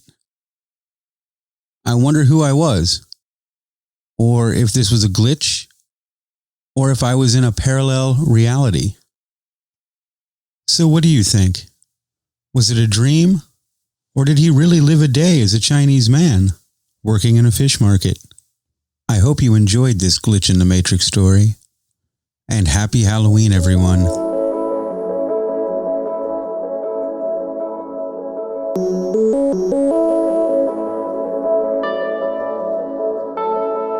Hello, I'm Lindsay. Hi, I'm Rebecca. And you're listening to I Have a Strange Story podcast. This is the podcast where two sisters retell your strange and paranormal stories and experiences. Thank you for joining us today for this special Halloween episode. Today, I bring you a story of fiction. This is Why Did You Have to See Me by Christina Martin. You just had to notice me. It had to be me? I don't know what brought me to your attention. I don't stand out from the crowd or wear flashy clothes that scream, "Pay attention to me. I want to be seen." I'm quite basic, as people my age would say. I like to blend in with the environment since I don't like much contact, especially with strangers. But you had to see me. I don't know how long you were following me before I noticed you, but when I finally paid enough attention, I saw you everywhere. I couldn't step outside my apartment without seeing you across the street with your camera, snapping photos of me, or when I would turn down an aisle at the grocery store, you were there, staring at me as I was looking at my cereal. At first, I thought it was all a coincidence. Honestly, I thought, who would follow me? I'm nothing special. I'd have to say most of those are my victims. But you? I don't think your face will be in a milk carton or any newspaper. I cover my tracks. I've already gone to the police and filed a complaint about you stalking me. I went there crying, mascara bleeding down my cheeks, terror in my eyes with my close friend embracing me as I shivered in her arms. You remember the police officer banging on your door to serve you the restraining order, right? Remember when he saw all the photos? Yeah, I know you tried to show what little evidence you had on me, saying I was a serial killer, but you really just looked like an unstable, failed photographer to him. Now that I think of it, I remember when I first saw you see me. I had just slit the throat of some asshole that tried to attack me when I was walking home from a friend's house. I had just finished carving his neck and let go a hold of his hair. When he dropped to the ground, the only sound was him gurgling his last breath of air. You ran, but I thought you didn't get a good look at me since it was so dark that night. I honestly wouldn't have gone for you since you're not my typical victim, but MOs change. I'm adapting. Don't worry, though. You won't die as quickly as most of my victims. I want you to understand how being in the wrong place at the wrong time can become your worst nightmare. Noticing the unnoticeable has consequences. If you'd like to hear more stories from Christina Martin, visit her Patreon page at Sunday morning. Now I have a story to read. This is from a listener who sent it in, and this is a true story, and it's pretty creepy, I'll tell you that much. So, this is from whenever he's younger. He's like in his 20s, he thinks, and he came out from a night of drinking, and it's about 2 a.m. So he pulled up, and he sees that his neighbors are having a party next door, and it looked like it was kind of winding down, like there weren't a lot of people there. But there were 3 girls there. I think 2 of them lived there, and one of them was like a friend who was there. And like she like just looked like really messed up. Like she'd been drinking all night. She had no energy. And they basically were like, "Hey, can you help us with this girl?" They were like, we needed to carry her to the bedroom. Like, can you help us? And he was like, sure. So he went over there, he picked up the girl and he took her into the bedroom. And then he just sat on the floor next to her. He was scared that she was going to throw up and that she might choke. So eventually the two girls left out of the room and they went into the living room. And he says that all of a sudden, whenever they left, he felt all of this energy like in the house. And the girl who was laying in the bed started talking about the devil. And she looked disturbed and she looked angry and she looked concerned. And he couldn't really understand what was going on. He didn't even know this girl. Like, he just showed up to help. And those other people had just left. So then she kept staring down the hallway. And as she was staring down the hallway, she was saying, he's down there. And she just kept repeating it over and over. And at first, he thought it was just a joke. He thought they were just doing all this to scare him, like it was some elaborate prank. So then she escalated to screaming. And she was screaming, he's down there, he's down there. By this time, two other guys show up. And they're all friends. And then he says that this is the point where he thinks that she started to act possessed. She was angry. She was slamming things. She was yelling. And he said that they couldn't even make sense of what she was yelling, or what was going on or what she was upset about. So he was previously religious. At this time, he's not religious any longer, but at the time he really was. And he was like, holy shit, this is the scariest thing he's ever encountered in his life. Okay, so he noticed what he thought was a need for help, basically. He thought that this was his calling to really help her. So she started like thrashing and throwing her body around the living room at this point. And everybody got really scared. He grabbed her by her shoulders and he put her up against the wall to keep her from thrashing her body around. And he looked at her. And at this point, those other people who were there, her friends, they all ran and they left her alone in the living room with her. And he looked at her and he said, we have to pray for you. And he just started praying.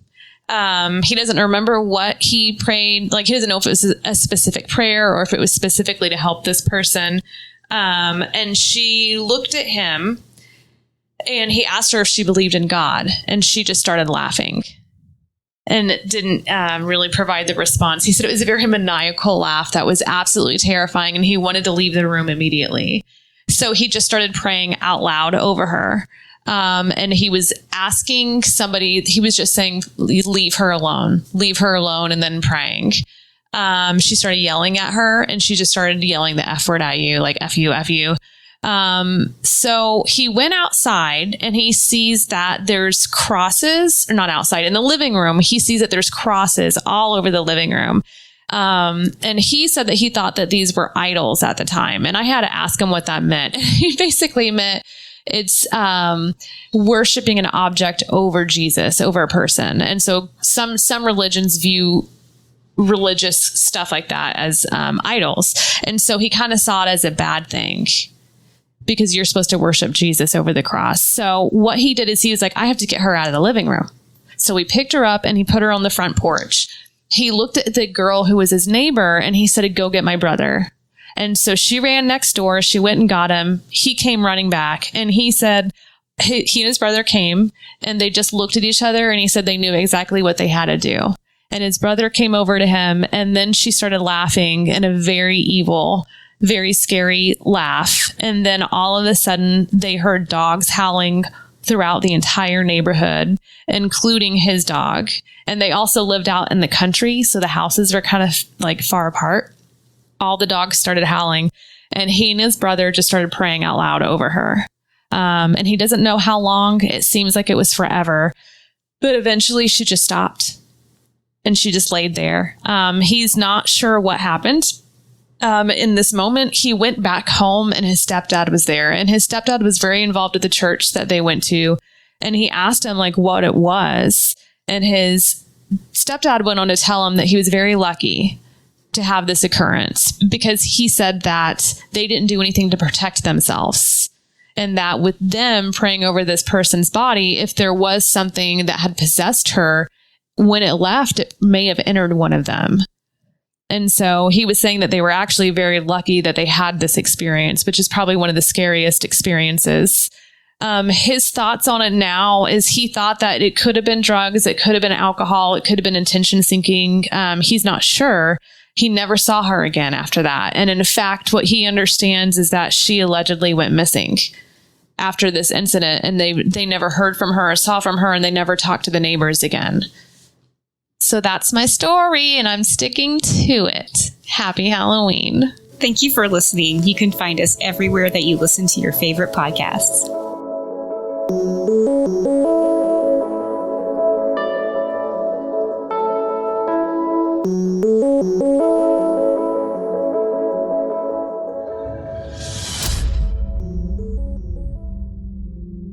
Our story begins at 45 Lambkin Lane in the small town of Haddonfield, Illinois in 1963.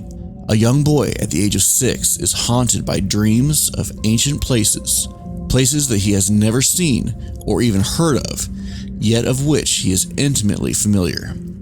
The protagonist of these visions is a disfigured Celtic boy named Enda, who lived in Northern Ireland during the dawn of the Celtic Age. Enda had an uncontrollable twitch and a shriveled arm due to the negligence of the midwives during his birth.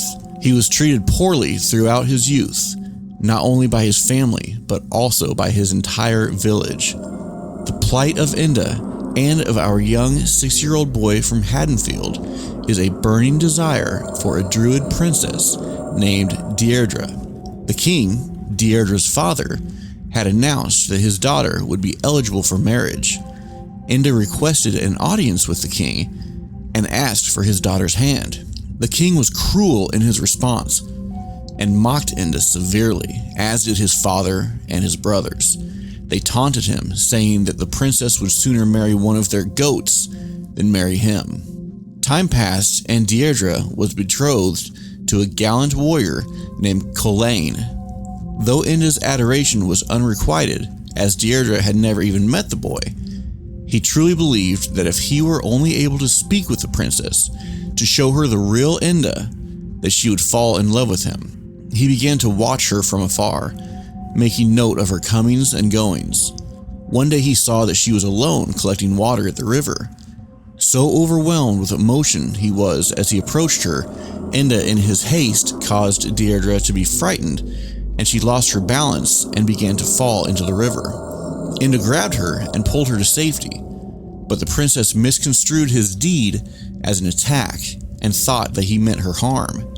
She pulled away from his grasp and ran. Soon the whole village was aware of his encounter with the princess, and he was even more of an outcast than ever before. Enda was so distraught, so ashamed, and so angry that his adoration soon turned to obsession, and that to passionate and violent rage. On the eve of Samhain, the Gaelic festival that celebrates the end of harvest and the beginning of winter, or the darker half of the year, Enda attacked Deirdre and Colaine, brutally murdering them. All his anger, all his hurt, all his rage was released in the strokes of his blade. It was not long into the night's festivities that the townsfolk discovered the grisly scene. A blood-soaked Enda clutching the mutilated corpse of the princess Deirdre. The people of the village fell on Enda and ripped his flesh from his bones. With their bare hands, they released all of the hatred and anger and resentment that they had ever felt for the disfigured young Celt, leaving nothing but his head and his heart to be buried. Before Enda's remains were buried, the king had his shaman, a druid of the thorn, curse Enda's soul to wander for all eternity, repeating over and over his vicious acts. These dreams have not only haunted our young Haddonfield boy, but also his great-grandfather, who was taken by the same visions and shot to death 2 people at a Halloween harvest dance in 1899. He was hung for his crimes, but not before speaking his victims' names and saying that he knew them from a dream. Now this very same Halloween night, 1963, Enda will rise again. The dreaming boy will wake. He will act. He will kill. That boy's name is Michael Myers. Good evening, everyone, and welcome to a very special Halloween episode of the Great American Urban Legend Podcast. We are so thrilled to be sharing Halloween night with you. A super huge thank you to Prairieland Paranormal Podcast for asking us to be part of their Halloween Horror Story Spooktacular podcast. Make sure you check them out and this massive collection of spooky tales at Prairieland Para Podcast to hear us and a ton of other awesome podcasts sharing some terrifying tales. Remember, we're on all the social medias, but we mainly focus on Instagram and our website, so go follow us there. We are super engaged with the community and love meeting with you all and getting to know you better. Our link tree is in the bio of our Instagram page, and it has any and every T-Gulp link, so maybe go bookmark that too. Also, as soon as you're done listening to this or to Prairieland Paranormal Podcast Special, get over to our YouTube channel and check out the premiere of our new series, Panda Plays, Get Good or Get Dead. It is a hilarious and frightening look at what happens when you take a girl like me who has no experience with video games and is terrified of anything horror-themed and put me in front of some of the spookiest video games ever made. I will have to learn how to play while trying to survive. Will I get good or get dead? Let's find out together. The link to our YouTube channel is in our link tree, and we are brand new at the YouTube thing, so if you could like, follow, subscribe, share with your friends. It's just a couple of clicks on your end, but it is huge for us on our end. We love you all and love making content for you, and we'd love to get out there to a bigger audience. Thank you for all your support. And thank you for taking all the boring stuff. No problem. Now, back to the story. I am super excited about this one because out of all the boogeymen, I mean, it's probably tied between Michael and Jason, but those two are my top favorites. I don't think anybody else really holds a candle to them. So I'm super excited about this Michael Myers exploration. Just a hint, guys, my other favorite is Jason Voorhees, and his legend was birthed on Friday the 13th. Which is coming up, right? We just happen to have a Friday the 13th in November. Ooh. So we might hear some Jason Voorhees lore as well. But tonight is all about Michael, so let's get into it. Michael Myers is well known in the horror genre. He is pure evil, a killer devoid of emotion. This makes him one of the most frightening legends of all time. He is human, but there are no human emotions that drive him. He just kills. It is almost as if he is a machine programmed to do one thing. He is efficient, relentless, and ruthless. He is so ruthless, in fact, that the grave cannot hold him. Is he immortal? Is death itself afraid of him? Michael, dressed as a clown, stabbed his older sister Judith to death in 1963 in Haddonfield, Illinois, and then calmly sat outside on the front steps until his parents and the police arrived. Something was triggered inside of him as he watched Judith and her boyfriend making out on the couch that Halloween night. We now know that it was the spirit of Enda, the disfigured Celtic boy whose soul was cursed all those years ago. While Michael may have been seeing his sister and her boyfriend, Enda was seeing Deirdre and Colleen. Michael waited until the boyfriend had left and then went upstairs and murdered his sister. There are a series of documentaries available for rent or purchase that cover in detail certain aspects of this Halloween tale. And some even allude to the young Myers having bad dreams and a voice in his head that tells him to hate people.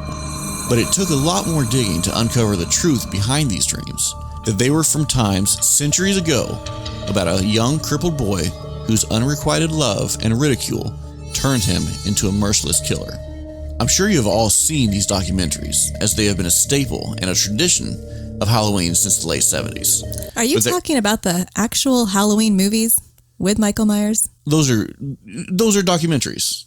Halloween 1, Halloween 2, Halloween 3, I don't know what was going on there. It didn't really follow. But then Halloween 4, 5, 6, then it kind of split, exploring other timelines that perhaps may have been influenced by Myers. But yes, those documentaries are what I'm referring to here. I think you're really stretching it here on your research. These documentaries have been a staple and a tradition of Halloween since the late 70s. But here at T-Gulp, we want to go deeper perhaps than you've ever dared explore up to this point. After the murder of his sister, Michael was placed under the care of Dr. Samuel Loomis and sequestered to the Smith's Grove Sanitarium, where Dr. Loomis and his colleague Marion Chambers determined that there was no good within the boy. He was kept there, locked away from society for 15 years, until he was up for a parole hearing. Loomis is seen in John Carpenter's 1978 documentary entitled Halloween, heading to Smith's Grove Sanitarium to pick Myers up for the hearing, and tells Chambers that he will be injecting Myers with Thorazine, an antipsychotic medication that would render him to a near vegetative state because he will take no chances that Michael might be released. Loomis has been reported as saying, "I met him 15 years ago. I was told there was nothing left. No reason, no conscience, no understanding, and even the most rudimentary sense of life or death, of good or evil, right or wrong.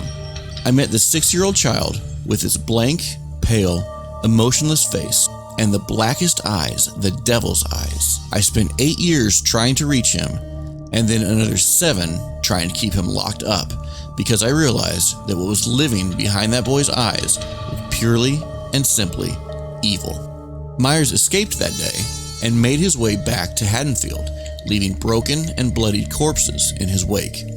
He kills indiscriminately, without reason or want. He kills because that is what he does. That is what he is. That is all he knows. That is, until he is confronted with something he can't process, someone he can't kill. In the documentary series that has now spanned decades, Laurie Strode seems to be the one person Michael can't bring himself to kill. Oh, he tries, and he makes a very good show of it. But just as Michael can never truly be killed by anyone other than Laurie can never truly die by his hand. Laurie Strode, a virtuous 17-year-old with a penchant for reading and babysitting, was a stark contradiction to the others that Michael had killed before. Her innocence was a blinding light in Myers' darkened visage. Laurie refused to die. She fought back, and this changed something in Michael.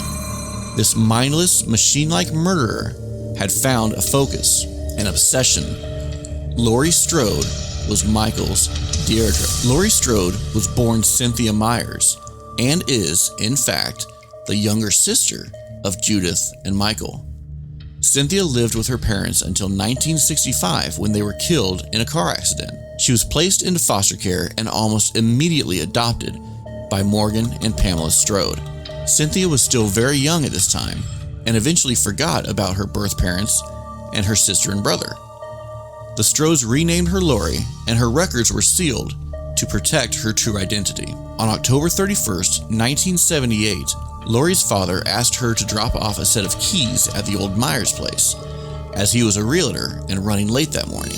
Laurie did as she was asked, not knowing that this was her childhood home, and the home that her brother, Michael, had killed her sister Judith in those years before. There is some contention as to whether this was the genesis of the 40-year-long conflict between Michael and Laurie, or if Michael had some innate need to finish what he had started that night back in '63. I tend to believe that this right here, Laurie simply being there at this time, at the time of Michael's escape and sojourn home on Halloween, was the beginning of it all. This is, of course, the first time Michael laid eyes on Laurie. You see, Judith was the polar opposite of Laurie, then Cynthia. Where Judith was promiscuous and rebellious, Laurie was bookish and thoughtful. Michael saw everything in Judith that he despised, and everything in Laurie that he adored. Both manifestations of Enda's feelings for Deirdre. Throughout the day, Laurie caught glimpses of someone watching her. She had a strange feeling that she was being followed. That night, Myers killed off her friends one by one and eventually met Laurie face to face for the ultimate showdown. Like I said previously, Laurie fought back. This was not an easy kill for Michael, and I truly don't think he wanted it to be. After a bloody and vicious battle throughout the Wallace residence, Laurie was able to wrest Michael's blade from him and stab him in the stomach. She believed she had killed him, and with a sigh of relief relaxed her defenses. Michael, however, was not dead, whether by sheer strength and determination to finish what he had started, or by the powers of the curse that the shaman had placed on Enda all those centuries before. Michael rose and grabbed hold of Laurie, attempting to choke her to death. He would have succeeded, except that Dr. Loomis who had been searching for Michael since his escape, came upon them and fired 6 shots from a revolver into Myers. Michael fell off the balcony of the house and to the ground below, though when Loomis peered over the balcony to confirm his kill, Michael was gone. Laurie is reported to have said simply, "It was the boogeyman," and Loomis confirmed that, and I quote, "As a matter of fact, it was." Michael is evil. He has always been dangerous, but now that he has a target for his rage, a reason to stay alive and keep on killing, he is more dangerous than ever. Dr. Loomis was convinced that there was no good in Michael. He is quoted as stating the following, "My suggestion is termination. Death is the only solution for Michael. There is nothing to be gained from keeping evil alive. 1 shot of sodium thiopental would render him unconscious. I'll be with him to make sure his life is extinguished. My ear to his chest to hear for myself that his vitals no longer function and immediately incinerate the body. It needs to die. It needs to die. It needs to die." Michael terrorized any and everyone who had any relation to or with Laurie Strode for years. He would often be captured or thought dead, but Inda's curse would not allow for such an end. To date, Michael has killed 121 people, and I honestly don't think he's done yet. I don't think he will stop. I don't think he can stop until Laurie Strode is dead. 4 decades of killing. There are obvious questions as to Myers' mortality, and even to the seemingly supernatural strength and endurance that he displays. Whereas some could and would attribute that to the fact that his brain simply has no governor, nothing to tell it to stop, nothing holding it back from using its full potential. Many believe that it is the very curse of the king's shaman upon Inda's soul, which now possesses Myers, that is the root of his powers. In varying documentaries through the years, there has been mention, albeit sparse mention, of a cult of druids. This cult that began its vile work back in 500 BC still exists today, with one single purpose: preservation. It is said that one cursed by the cult of Thorn carries with them the mark of Thorn, and with it, supernatural powers. Michael bears this mark on his right wrist. Could this mark of Thorn be a symbol of Inda's cursed soul upon Michael? I believe that it is. In the producer's cut of the 6th documentary in the series, Halloween, The Curse of Michael Myers, this symbol can be seen in rare footage of Myers, and the curse is discussed in a bit more detail. So where does this leave us? The last record of Myers' appearance was 2 years ago. In 2018, 40 years after Michael and Laurie's initial meeting, Michael escaped while being transferred to a new facility. He was old, but had lost none of his strength, nor had he lost or forgotten his obsession. For 40 years, Laurie had struggled to put the events of that awful night behind her. She lost her daughter to the state as they saw that she was unfit to be a mother. She was twice divorced and was trying desperately to integrate herself into her daughter and granddaughter's life, while at the same time remaining vigilant and ever on guard for Michael's return. She had spent the last 40 years of her life training, preparing for just this occasion. Michael destroyed everyone in his path, eventually coming to Laurie's home in the woods. Laurie and Michael battled again, but this time Laurie was prepared. She had weapons and traps, and perhaps most importantly of all, she had her family. With her daughter and granddaughter at her side, Laurie was able to trap Michael in the basement and burn the house down around him. Was that it? Was that the final showdown between innocence and evil that has spanned millennia? I honestly don't know. I guess we'll just have to wait and find out. As historian and documentarian, as well as Michael Myers expert, Curtis Richards so eloquently put it in his report entitled Halloween, the horror started on the eve of Samhain in a foggy vale in Northern Ireland, at the dawn of the Celtic race. And once started, it trod the earth forevermore, wreaking its savagery suddenly, swiftly, and with incredible ferocity. Forevermore is a long time. Thank you all so much for joining us on this very special Halloween episode of The Great American Urban Legend. I hope you enjoyed it, and I hope you learned something. I know I did. I had always considered myself a Michael Myers fan, but I learned a ton here that I had never known. Make sure you all like, follow, and subscribe to our Instagram, YouTube, and podcast channels.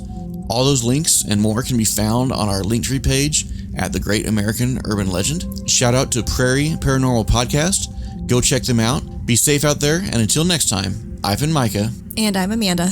And this has been the Great American Urban Legend Podcast. Good night.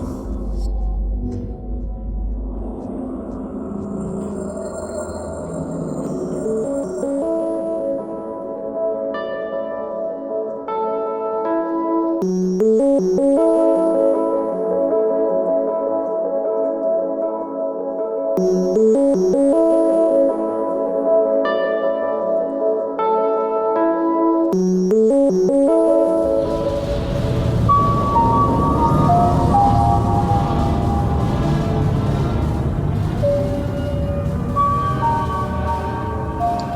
there, this is Mariana McClellan, and I play Eve Fallon on the scripted sci-fi podcast Cryptids. Today, I'll be reading from one of the most terrifying books ever written by the mother of all horror. I present to you Frankenstein, or the Modern Prometheus, by Mary Shelley.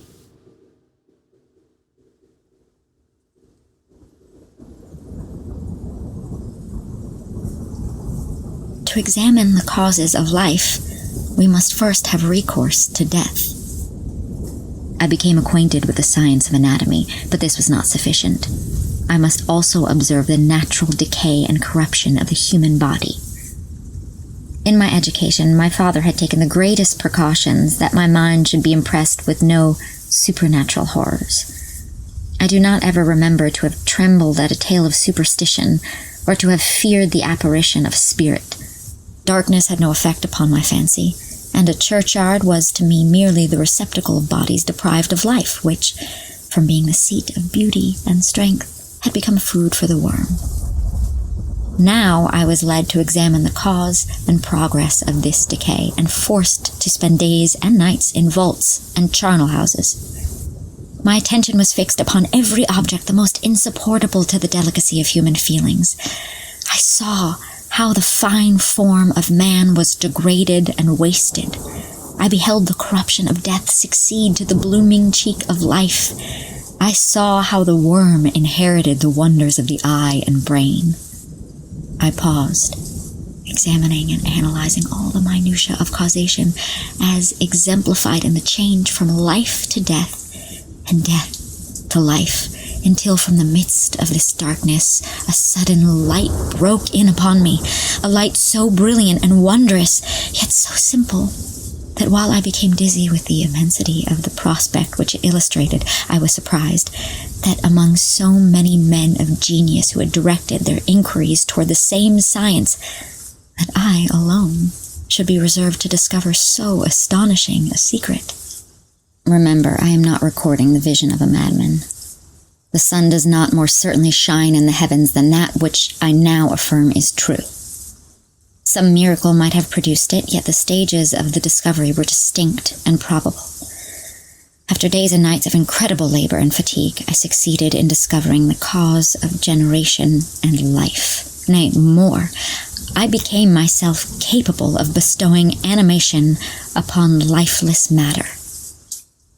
The astonishment which I had at first experienced on this discovery soon gave place to delight and rapture. After so much time spent in painful labor, to arrive at once at the summit of my desires was the most gratifying consummation of my toils.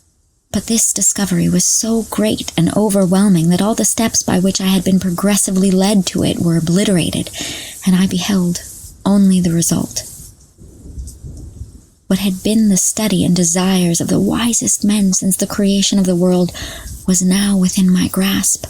Not that, like a magic scene, it all opened upon me at once. The information I had obtained was of a nature rather to direct my endeavors so soon as I should point them towards the object of my search than to exhibit that object already accomplished. I was like the Arabian who had been buried with the dead and found a passage to life, aided only by one glimmering and seemingly ineffectual light. I see by your eagerness and the wonder and hope which your eyes express, my friend, that you expect to be informed of the secret with which I am acquainted. That cannot be. Listen patiently until the end of my story, and you will easily perceive why I am reserved upon that subject. I will not lead you on, unguarded and ardent as I then was, to your destruction and infallible misery. Learn from me, if not by my precepts, at least by my example, how dangerous is the acquirement of knowledge, and how much happier that man is who believes his native town to be the world, than he who aspires to become greater than his nature will allow. When I found so astonishing a power placed within my hands, I hesitated a long time concerning the manner in which I should employ it. Although I possess the capacity of bestowing animation, yet to prepare a frame for the reception of it, with all its intricacies of fibers, muscles, and veins, still remained a work of inconceivable difficulty and labor. I doubted at first whether I should attempt the creation of a being like myself, or one of a simpler organization. But my imagination was too much exalted by my first success to permit me to doubt my ability to give life to an animal as complex and wonderful as man. The materials at present within my command hardly appeared adequate for so arduous an undertaking, but I doubted not that I should ultimately succeed. I prepared myself for a multitude of reverses. My operations might be incessantly baffled, and at last my work be imperfect. Yet, when I considered the improvement which every day takes place in science and mechanics, I was encouraged to hope my present attempts would at least lay the foundation of future success. Nor could I consider the magnitude and complexity of my plan as any argument of its impracticability. It was with these feelings that I began the creation of a human being. As the minuteness of the parts formed a great hindrance to my speed, I resolved, contrary to my first intention, to make the being of gigantic stature, that is to say, about 8 feet in height and proportionally large.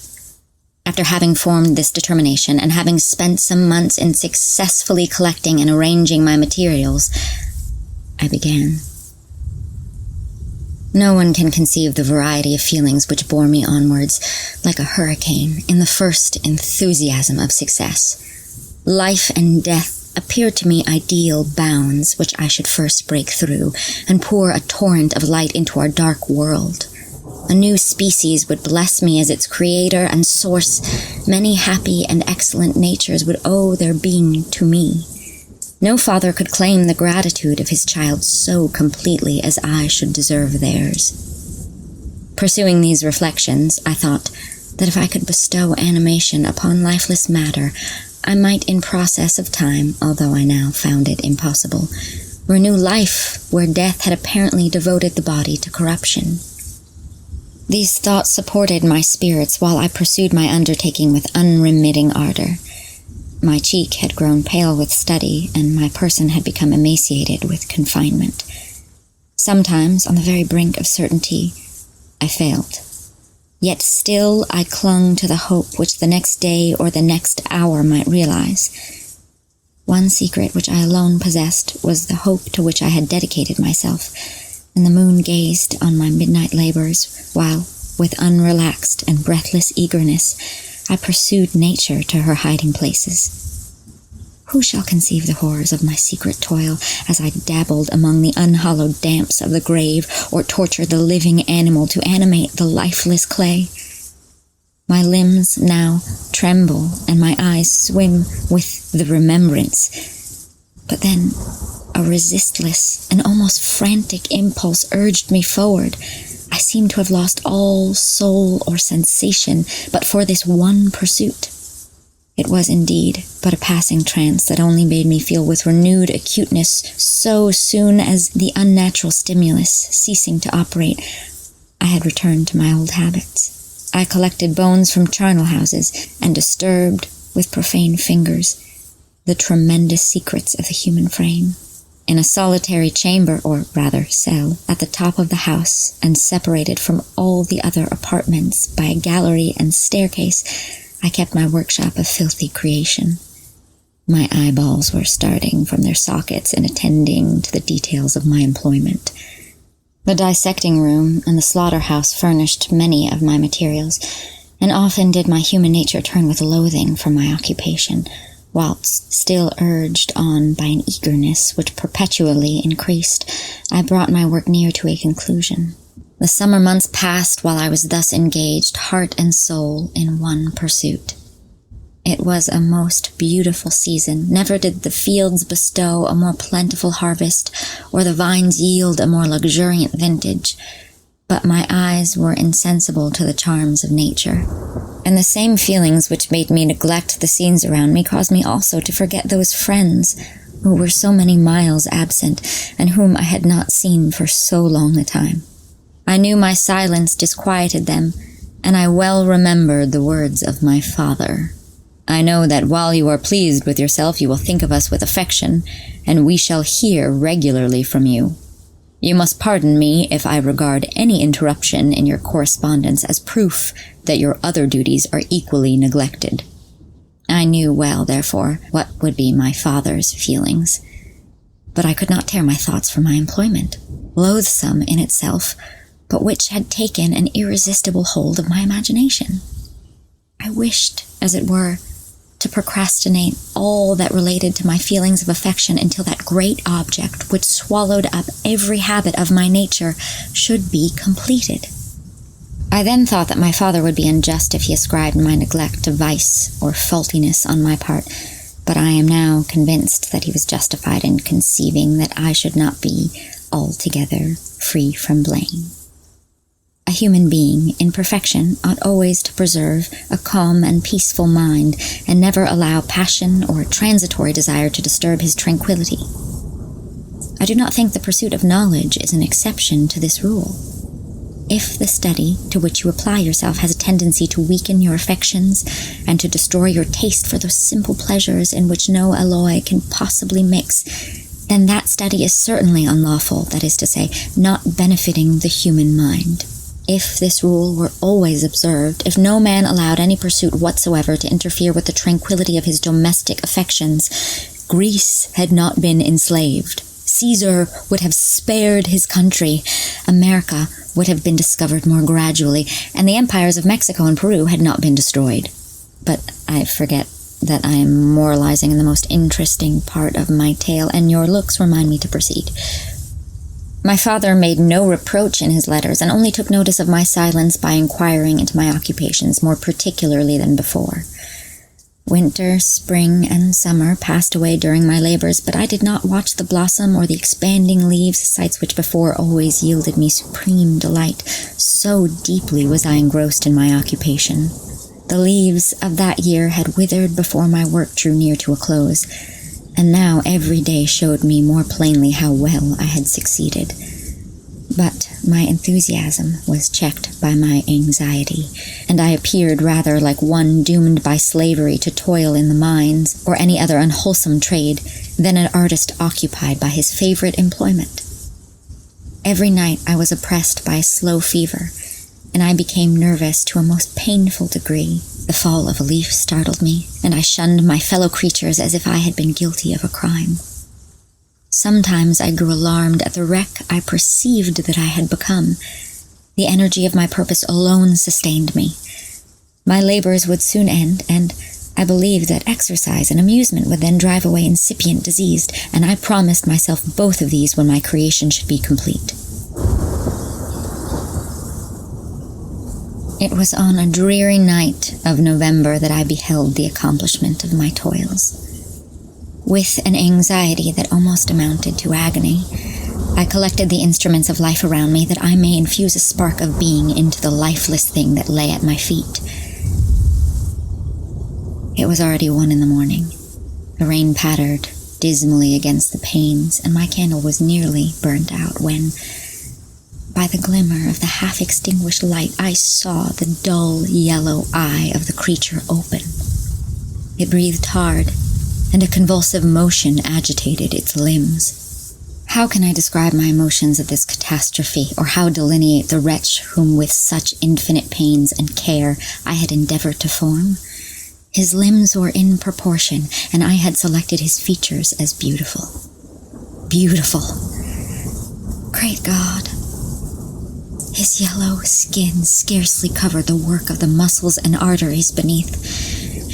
His hair was of a lustrous black and flowing, his teeth of a pearly whiteness, but these luxuriances only formed a more horrid contrast with his watery eyes that seemed almost the same color as the dun white sockets in which they were set, his shriveled complexion and straight black lips.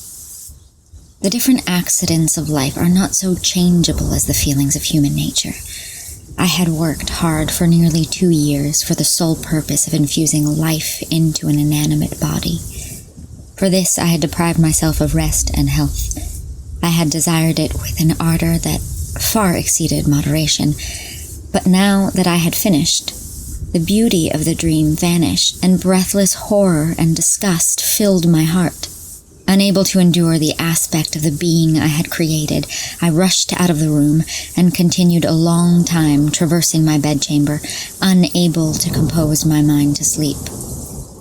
At length, lassitude succeeded to the tumult I had before endured, and I threw myself on the bed in my clothes, endeavoring to seek a few moments of forgetfulness.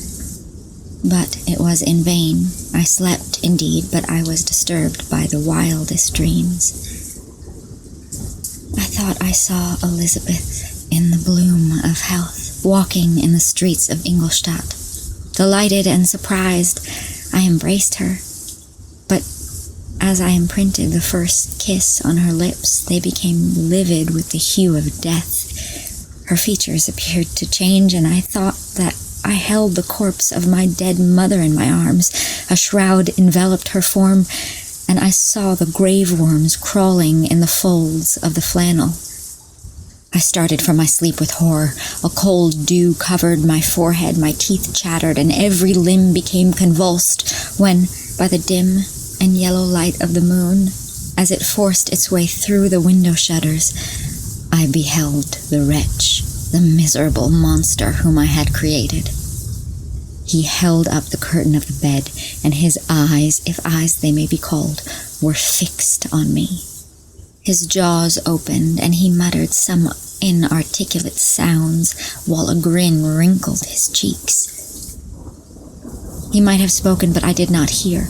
One hand was stretched out, seemingly to detain me, but I escaped, and I rushed down the stairs. I took refuge in the courtyard belonging to the house which I inhabited, where I remained during the rest of the night, walking up and down in the greatest agitation, listening attentively, catching and fearing each sound as if it were to announce the approach of the demoniacal corpse to which I had so miserably given life.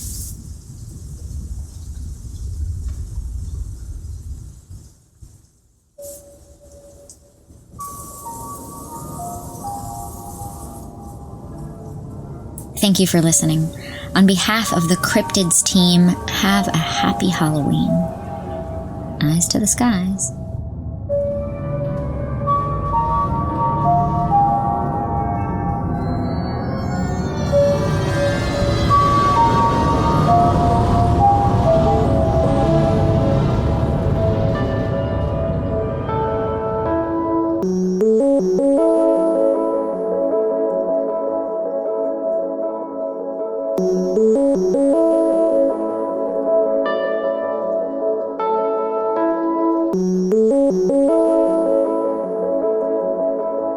Welcome to the Spooky Tales podcast presented by me, John. And me, Louise. We have been fascinated by spooky goings-on since we can remember and wanted to share with you the stories that pique our interest.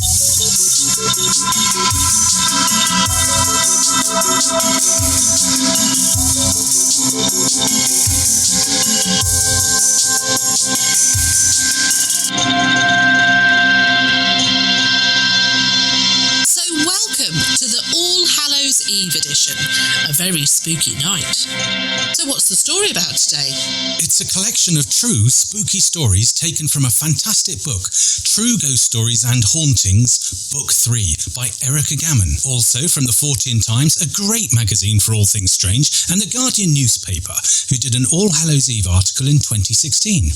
Our first spooky tale is from a chap called Aaron Collins in Oregon in the USA. He tells of his first paranormal experience, which was when he was just 10 years old, back in good old 1979. And how old were you in good old 1979? Well, I think I was 10 as well, actually. The similar age, then. Yes, indeed.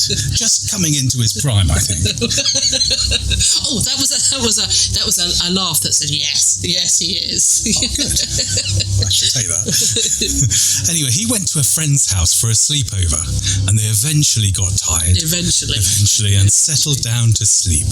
And all was well until young Aaron had to get up to go to the bathroom to spend a penny. Or maybe it was a cent, as we're in America, or is it 2 cents, depending on the exchange rate, I suppose, at the time. Yes, I'm not sure idioms are subject to exchange rates. Good point. Yes, it would get rather complicated, wouldn't it? Aaron had completed the transaction and was about to make the journey back to the bedroom. He had one hand on the bathroom door and the other hand on the light switch.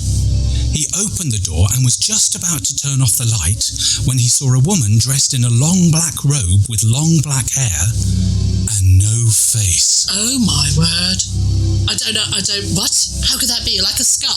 To quote Aaron, I mean, there was skin pulled over her skull, but there was no definition of her eyes or her mouth. The only recognisable feature was the nose. Oh, that just is too spooky. Aaron was absolutely terrified and ran into his friend's room, leapt on the bed on top of their pet chihuahua, who had made himself comfortable during Aaron's absence. There was a shriek and a yelp, and Aaron tried to explain to his friend what had just happened. Over the years, people have asked him if it could have been his friend's mum. What? And to quote Aaron here again, no, she had short hair and a face. The face being the more recognisable thing, okay. Well, I've heard of headless ghosts, but not faceless ghosts, unless, like a skull, but no features at all. I know, it's really spooky, isn't it? Well, I hadn't really heard of it either, but however, it isn't all that rare. Well, medium rare. Well, okay. Okay, yes, it's not like you don't open the doors and they're just there. Another faceless ghost. Yeah.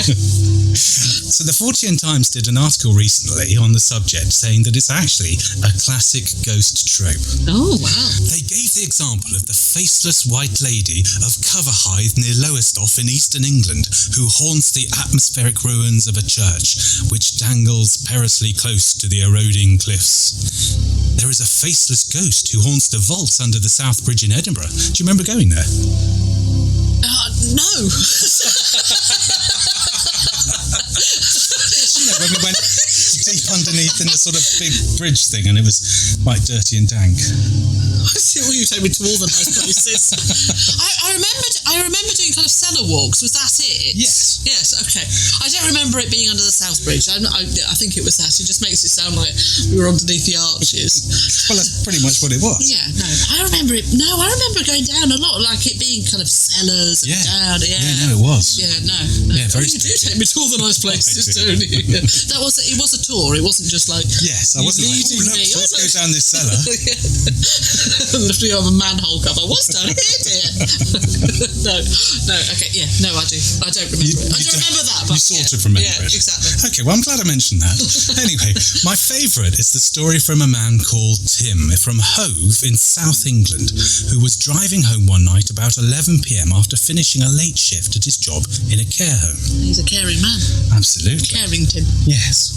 And he was driving up a steep hill on a cold and dark night when his lights picked out a man in high leather boots, a long dark coat and wide-brimmed hat. Not someone you would forget, I think. No, absolutely. He sounds almost kind of historical, doesn't he? He does, and he was striding up the hill. Tim was careful not to knock him over in the narrow road, but stopped just after he'd passed him. Not a chance. On the steep hill. I mean, that's just a nasty clutch start, isn't it? He'll start. Yeah. No, go on then. Well, the reason he stopped was he was thinking that the man's car may have broken down. As you say, caring Tim, that the man's car may have broken down, and he could do with a lift on such a cold night up a devilishly steep hill. Well, he's a nicer man than I am. Well, here, I'll let Tim's words speak for themselves, and I quote, "I could clearly see the figure reflected in my door mirror, still striding up the side of the road towards me, and brightly lit by the brake lights. And as he grew closer, I cleared my throat and prepared to ask him if he needed a lift up the hill. And then I noticed one tiny detail. It had no face. Oh my word, that just is so frightening. Absolutely. The hat, the coat, and even the scarf knotted at the throat were plain to see in the bright red brake lights. But where the face should have been was nothing but darkness. I mean, it could be that it was just a casting a shadow, but no, it can't be, because it was reflected well, that's just what by the everybody bright thought. lights. That's what everybody thought. Well, surely it was. Did he have a mask on, or like a balaclava or something like that? And, yeah. But he said no. It was because so bright with the brake. It was just nothing there. I have to say, if you had a balaclava on, that would be quite terrifying as well. That doesn't mean you wouldn't be reassured by that, would you? That's right. So above the hat and below the scarf was simply nothing at all. Well, what did Caring Tim do? Did he give it a lift, whatever this thing was, or? Well, really frustratingly, it doesn't say. We can only guess. What do you mean? Well, it doesn't say. That was it. That was all that was quoted. That was all that was quoted in both the 14 Times and also another book that I picked up, the same story. So, Tim, if you're listening, please do contact us at the spookytalespodcast@gmail.com to let us know what happened next. And we think you're caring. We do. So we're open to this. How is that? So the faceless thing isn't rare at all, then? No, apparently not. There was another case in Cardiff, the fabulous capital city of Wales. I remember going there. Oh, okay. yeah. Just if you were going to ask me. It was a good time there, yes. Where two faceless women have been seen at the castle. Ooh. Also, a 12-year-old boy wearing short trousers and a peaked cap. However, apart from an oval outline, there was no face under the cap. Oh, my word. And in another case near Birmingham in central England, a case from the late 1800s where a woman saw the face of a man which was, and I quote again, a mere blob of flesh devoid of any features. God, that just sounds terrifying, doesn't it? Yes. Now, interestingly, the house was said to have been owned in 1829 by a man who supplied medical students with human bodies. So this is the mere blob of flesh place in Birmingham? That's right. And at the time, it was noticed that some people were seen to enter the house with the owner, but were never seen to leave it again. They entered with a face, I take it. Well, yes. Yes, okay. The list goes on. A man seen in St Michael's Church in Wiltshire, a county in southwest England, whose face was a featureless grey blank, and where the eyes should have been were sunken dark shadows. Oh, my word. A 14-year-old girl at Crawley train station in Sussex, South England, saw a man whose features were lost in a whitish grey appearance. She could not see eyes or any other features except for the nose. Oh, you really are. Just a nose floating along in a whitish grey mist. That would be weird. Very weird. And a man who with no facial features who jumped out at a man who was driving on the road from Long Stanton to Bar Hill in Cambridgeshire in 1999. Oh, my word, that's not far from us. I know. He probably wanted to lift to Tesco's. Although at the moment it'd be a real nightmare because there's so many roadworks around. Oh, yeah. You'd actually just be able to, oh God, that would be even worse. Can you imagine being stuck in roadworks and that leapt out in front of you? You wouldn't be able to get away. So why are there so many faceless ghosts? Well, a theory was put forward by Forward? Darren, I'm in the country now. So as soon as I mention West Country...